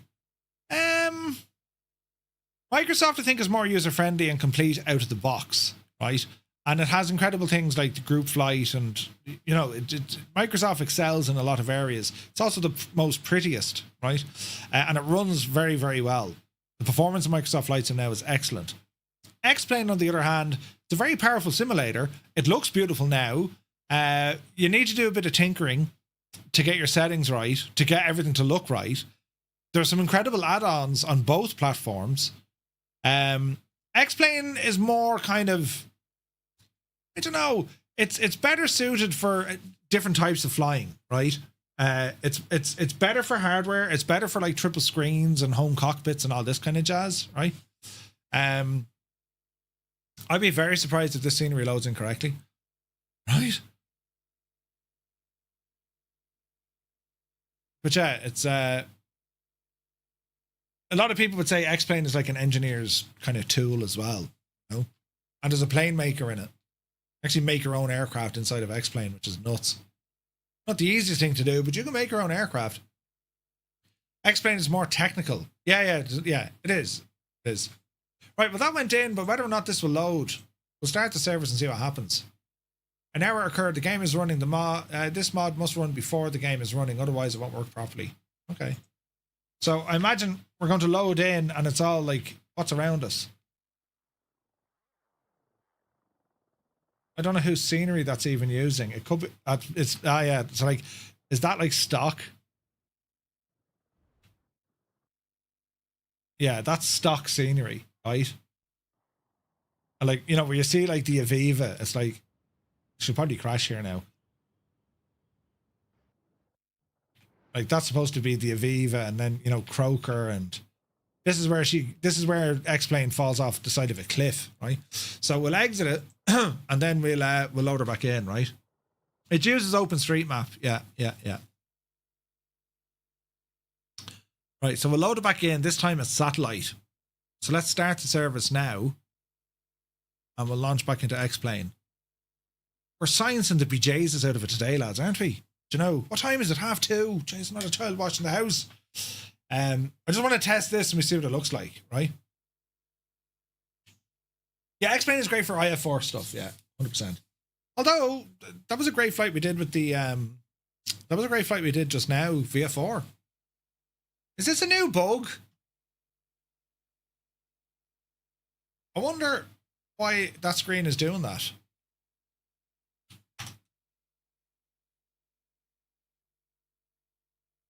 Okay, now it sorted itself out. That was interesting. I said resume last flight, so this is going to be very interesting to see what happens. The goggles, they do nothing, right? Right, loading the aircraft, and this should load us into Dublin. Plastic sheeting, RTE News, Dublin. It's interesting.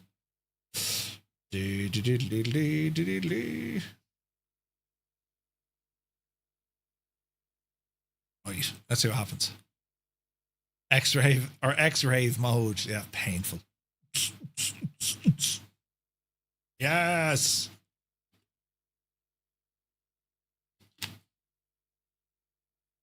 Reading new scenery files.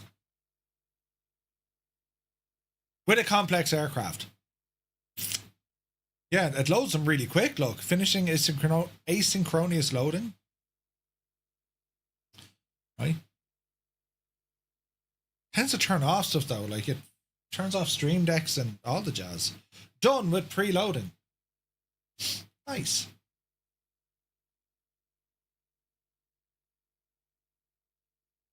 Real Ops. Looking forward to seeing what Real Ops does.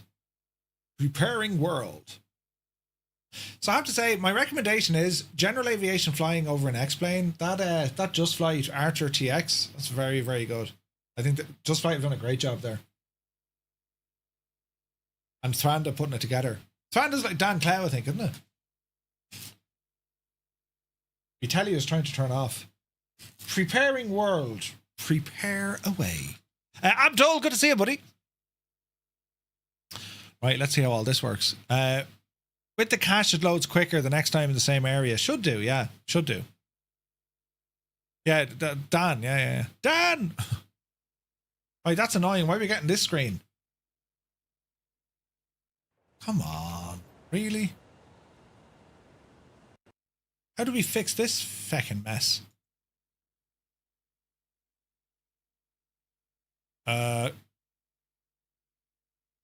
I'm not using lots of scaling. Windowed? Full screen. It's like, do you know what it is? It's like the refresh rate is freaking out.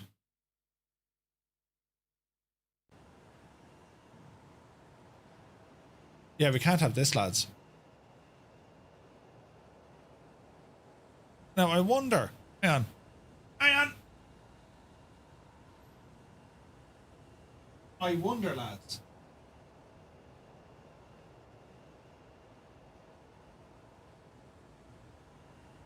It's the line coming from the PC.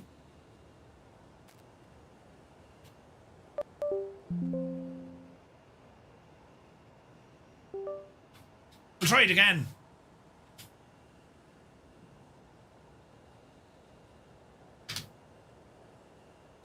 I think X-Plane crashed again. Stupid thing. Yeah, submit a bug report. X-Plane, you shouldn't be crashing like that, you dumbass. Right, now, we'll try this again. Stop the service. Start the service. And then launch X-Plane. It's a 12.4 issue, is it? As in it loads in and the screen starts going nuts. Yeah. So what I did, I unplugged the HDMI, sent it to a different screen, and it seemed to have worked, but then the sim crashed. Go figure, right? Oh, Simat Pro. Let's fire you up here now. Be Janie. Yes. Because you can use a whole load of stuff. What was that other program I was using? It wasn't even Air Manager, it was something else. What was that program I was using? Get in here. Downloads. Wait for the program. Downloads. In here.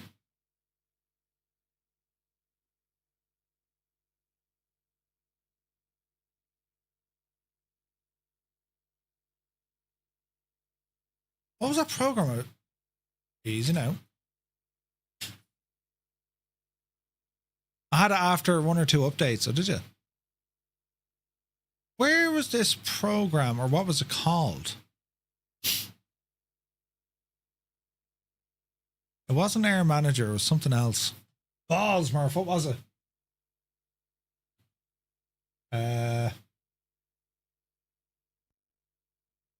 ZHSI. ZHSI. No?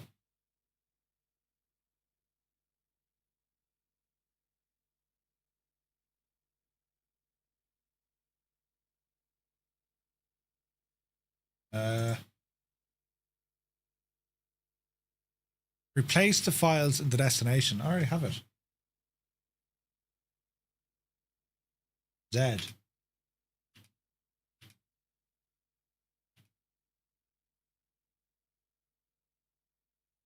Where is it?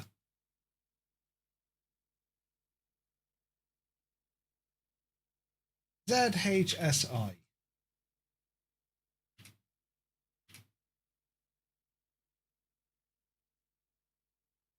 Extract all.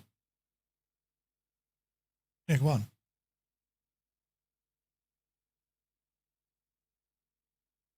Where did that just extract to?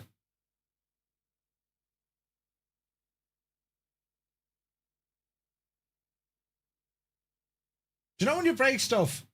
Downloads. ZHSI. Aha.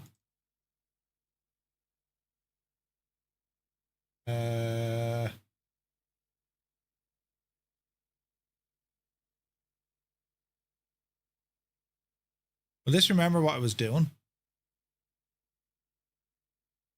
Ooh. So basically what this thing does, this is a pop-out manager, right? So if I were to, hang on. If I were to ground services, connect the GPU, battery on. Right. So when these screens start coming alive, what I can do here, I can see these screens, I can pop these out and put them wherever I want, and they're not using X-Plane to render them. These are genius, right? Now, there's no life in here at all. What's going on there, Chief?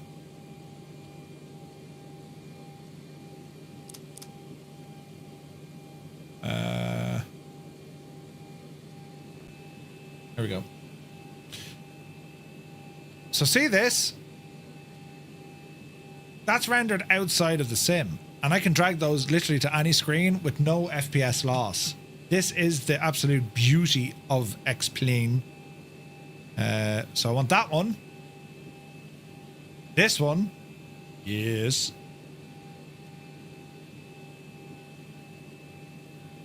All right.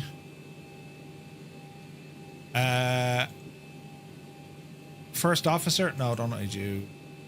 Upper? Yes. And lower? Yes. And I'll show you what I'm able to do with this, because this is absolutely it's just brilliant, right? Electrical, IRS, altitude, annunciators. What else do we want? We want stab trim, rudder trim, XRAS is turned on, FPS counter, they're all running. Right, so if you see this now, right? How do we do this without breaking the internet?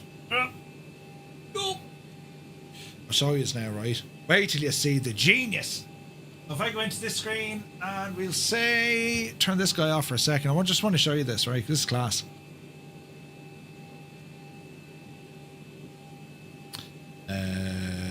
Maverick.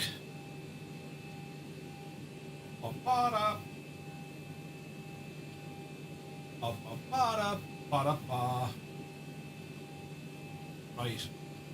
So check this one out. If I do only. Right.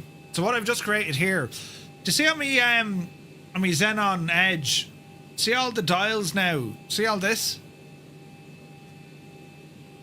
Isn't that absolutely deadly? Because you just can't do that in Microsoft Flight Sim. You can't even do it with PMDG. You can do an X-Plane though. Isn't that deadly?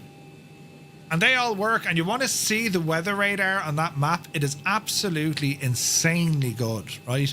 And even then, with the wind control gear, I mean, this all works as well, right? Where is this now? Lights? See the lights coming on? What am I doing? Lights, more flights. Here we go. Not deadly, isn't it? It's the screen. You can do it on any screen, but the program you need, it's ZHSI. ZHSI. Do a look for it. But it means then I can use all of the, and like everything works here, right? I mean, if I want to go mess with the barrow, right? There's no delay. There's no lag. Everything's in real time. It's absolutely incredibly good. It's just incredible, right? And you can do that in the world of X-Plane, which I think is absolutely shagging deadly, right? But anyway, I digress. Let me see. We'll turn that off.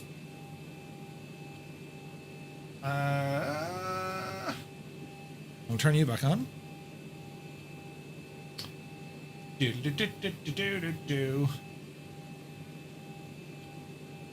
All right.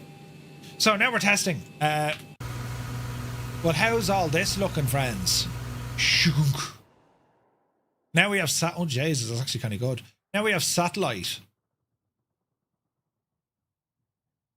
Croker looks a little bit different. We're getting weird flickery LOD stuff. It looks good up close. Yeah, that's not too bad at all, is it? I'll tell you now how accurate it is. If we go down to BAL, I'll know straight away by looking into BAL how new the maps are. They're newish. Yeah, they're newish. That's actually not bad at all, is it? Now check this out, right? Because this is where I think X-Plane absolutely shines, right? So we'll go for immersion. Are you ready?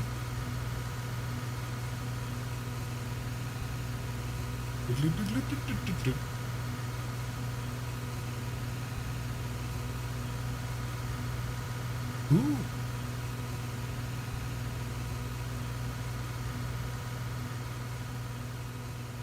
I mean, do you see the state of that night lighting? Isn't that impressive? Right? It's excellent.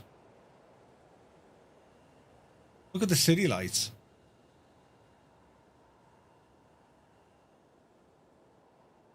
That's something else, isn't it?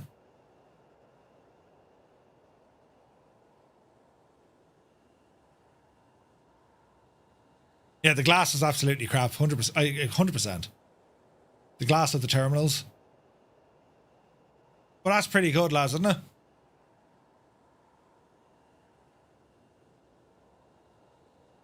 There's been an accident.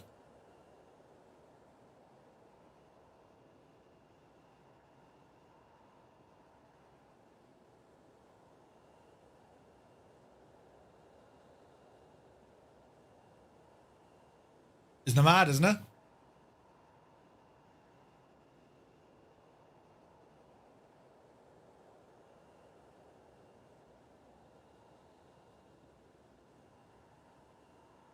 Oh, onto the 50.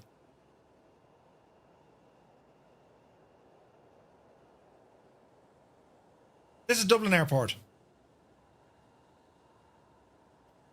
So that's pure night time.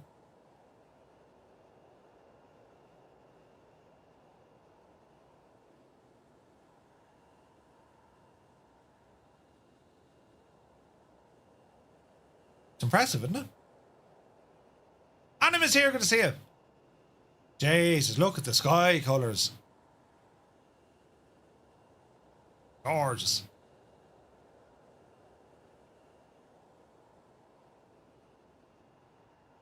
And here's our machine.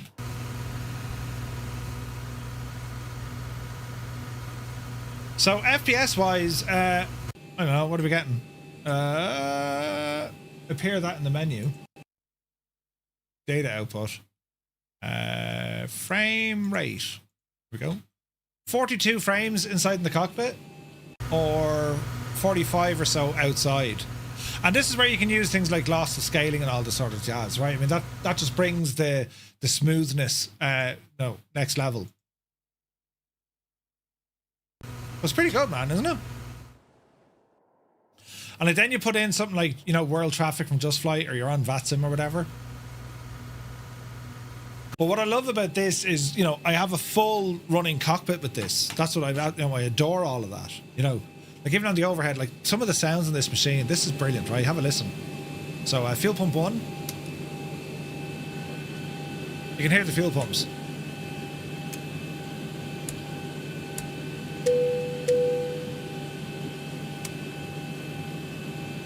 APU coming up.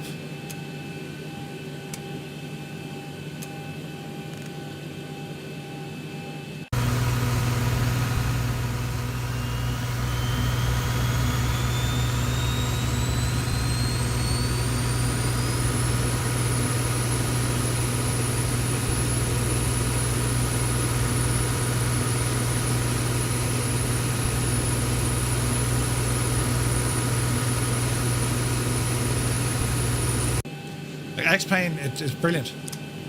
APU bleed. We should fire up now in a moment.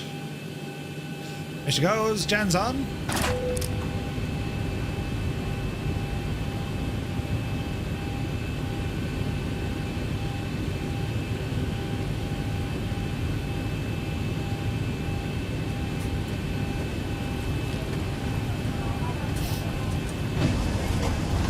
Ladies and gentlemen from the flight deck, this is your captain speaking. On behalf of all the crew, welcome on board this flight. We expect to be departing on schedule today, and weather en route is looking pretty smooth. Shortly, the cabin crew will be showing you a safety demonstration. That's this is for your flight deck safety and for isn't those it? around you, so please give them your full attention. Once again, you're very welcome on board. Very, very good. This is EvoMod. This is a free aeroplane. Everything you see here is free. Free, everything. Crazy.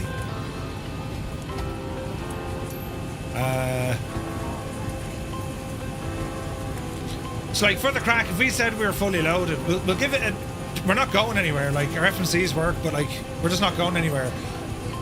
We'll just give it a, we'll fire it up, right? But I want to show you something here. Let's configure this. Let's go to let's see here now. So marginal VF4, but I want rain. So let's give it all to rain, right? Precip, heavy rain, right? I'm gonna bring the time of day back.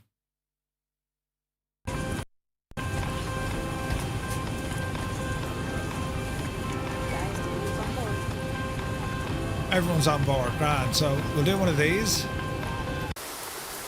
All right, Captain, got the directions. Let me know through the menu when you're ready. And we've Cat Strader as well. Simon, good to see you. Yes, I will be there, 100%. I will be there at FS Weekend. Okay, so park and brake is already set. Ground services, disconnect the GPU, remove the chocks. And let's just pretend for pig iron everything's set up in the aircraft and all is well in the realm, right?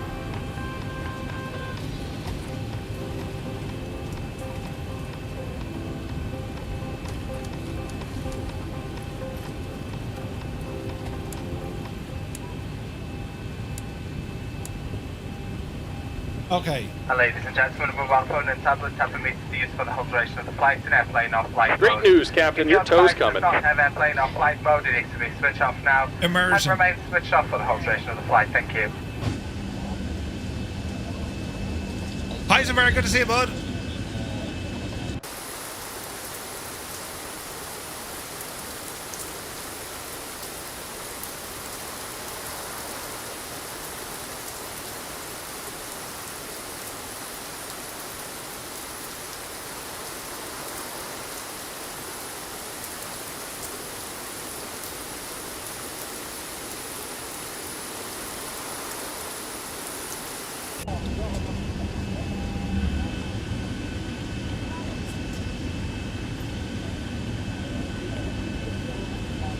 Now we can get those rain effects on the windows as well if we want. All right. Looks like the doors and hatches are closed and we're ready to connect.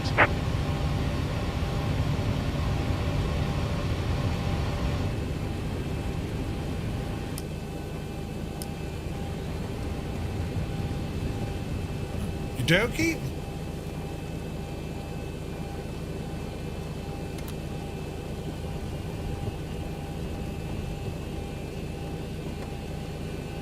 Well, we're doing a couple of things, Mouette. I want to test the frame rates, but I just want to show you the Zebo then as well. I get terribly excited about this. It's awesome.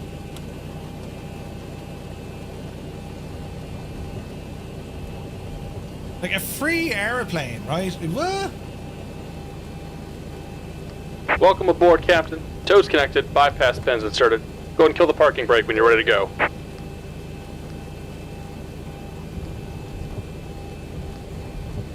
Reference. Wait, now, did we not get an IRS alignment?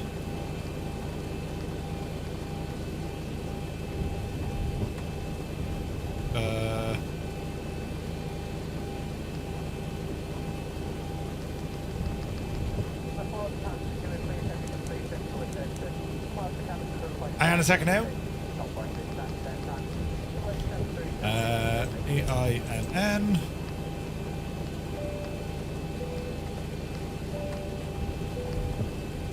Right, so give that a second. These displays will start lighting up and kill the parking brake. Here comes the pushback. Light them up. Please remove headphones during this demonstration. There are 8 emergency exits, each marked with a red exit sign. Floor path markings along the cabin aisle will illuminate in darkness and guide you to the nearest exit in an emergency. There are 4 main doors, 2 at the front of the cabin, 1 left and 1 right, and Fuel coming in.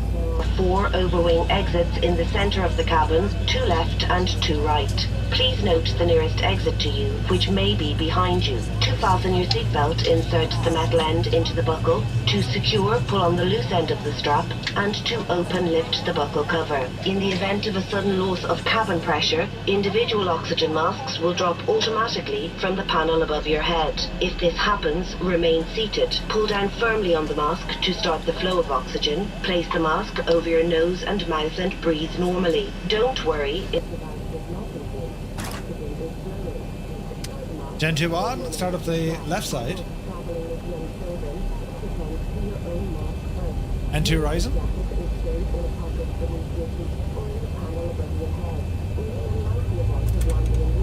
Remove the jacket from its packet and place it over your head. Bring the strap around your waist, clip at the front, and secure as the crew are now demonstrating. To inflate the life jacket, pull down sharply on the red toggle. There is a mouthpiece for further inflation or deflation and a light to attract attention. Do not inflate your life jacket inside the cabin, as to do so will impede your exit. Further information may be found on the safety card, which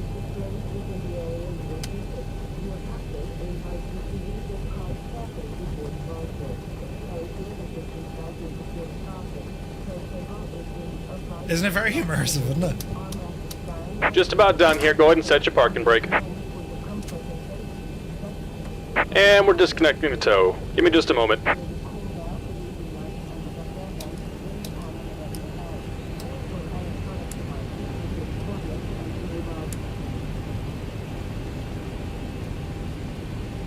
Doesn't it look deadly?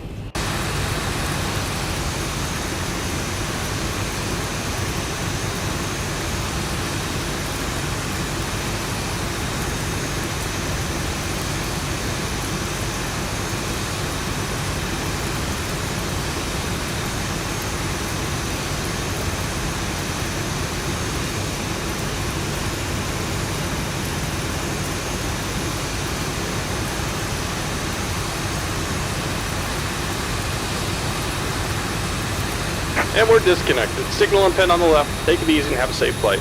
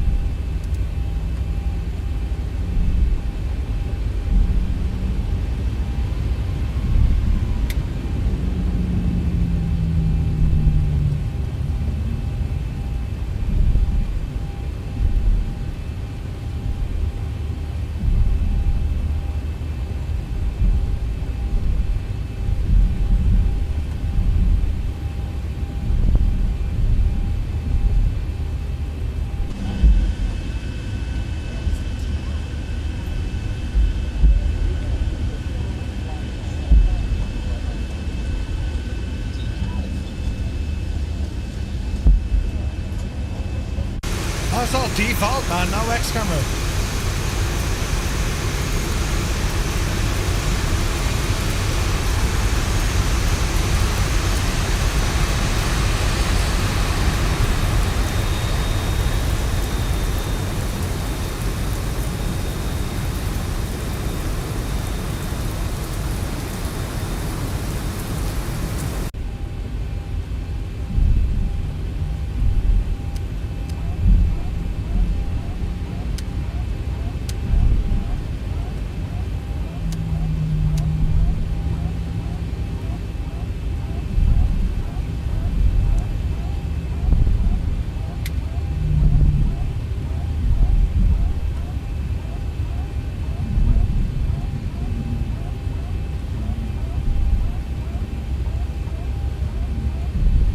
usually it won't show you on the ground, the weather radar. It'll come alive now in a moment. Like, I can see information on my pop-out screens.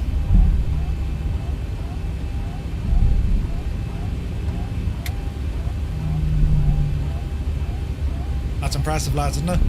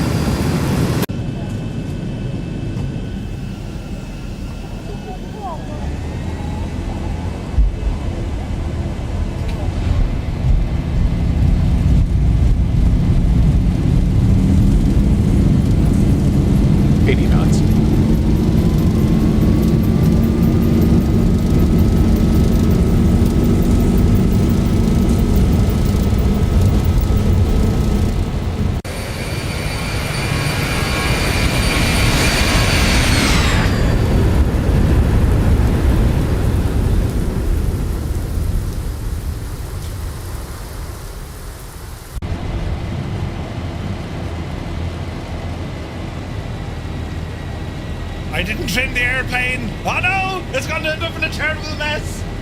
But you get the idea, right? Yeah, we're going to die. Oh, don't panic! Oh, Jesus! Alright. It's alright, lads.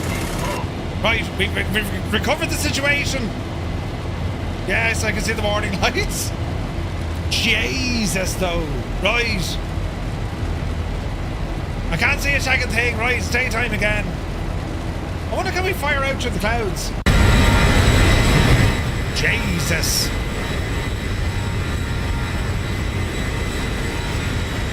Really see when we punch through the clouds. It's going to be friggin' gorgeous. Is it out? 4,000. Friggin' rocket ship mode enabled. 5,000.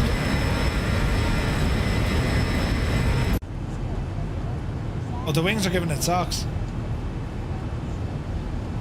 Keep her climbing. Easy now. Easy now.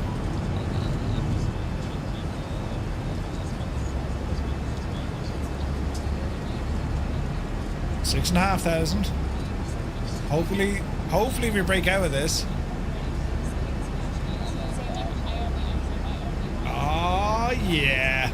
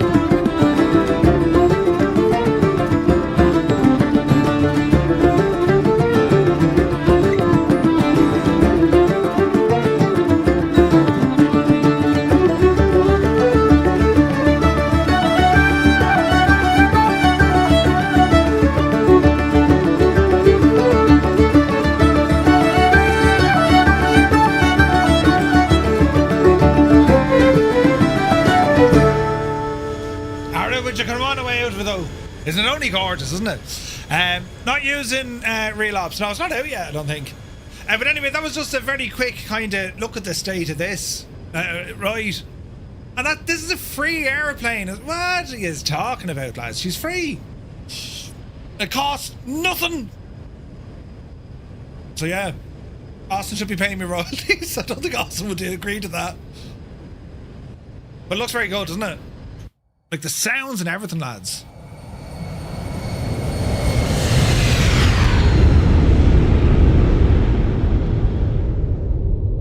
Yes, we have fly-by-wire, I agree. But this thing is in a league of its own. Do you know what I mean? Mr. Delta, good to see it. I'll do some flights of this soon. As I said, like, we've covered a lot of ground with X-Plane today. From what's the scenery like actually here?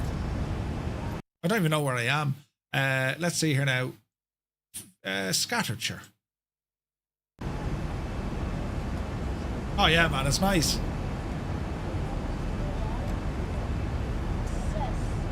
It's very nice, isn't it?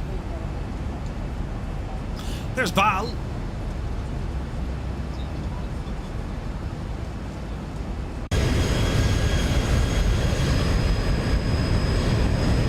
So that's the map enhancement as well.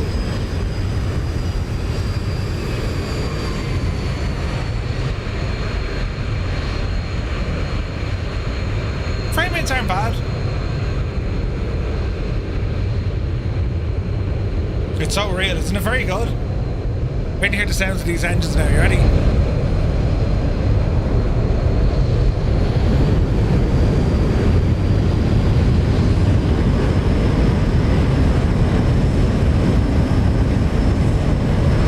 Savage.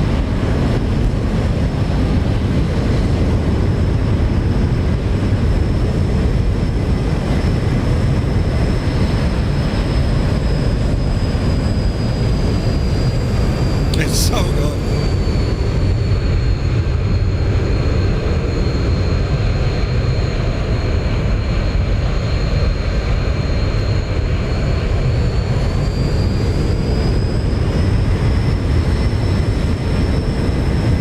Meanwhile, your passengers will be going, yup.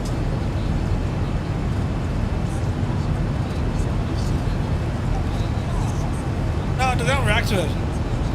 Look at the wing flex though, it's friggin' nuts. But anyway, that was a little showcase today of X-Plane. We started off with the Archer, took it for a test flight with OnAir. Then we horsed in the new map enhancement, which I gotta say is very, very good. And then we finished up here with the Zebra mod, which is absolutely brilliant. And Austin, of course, he's a ticket. Look at the date, look.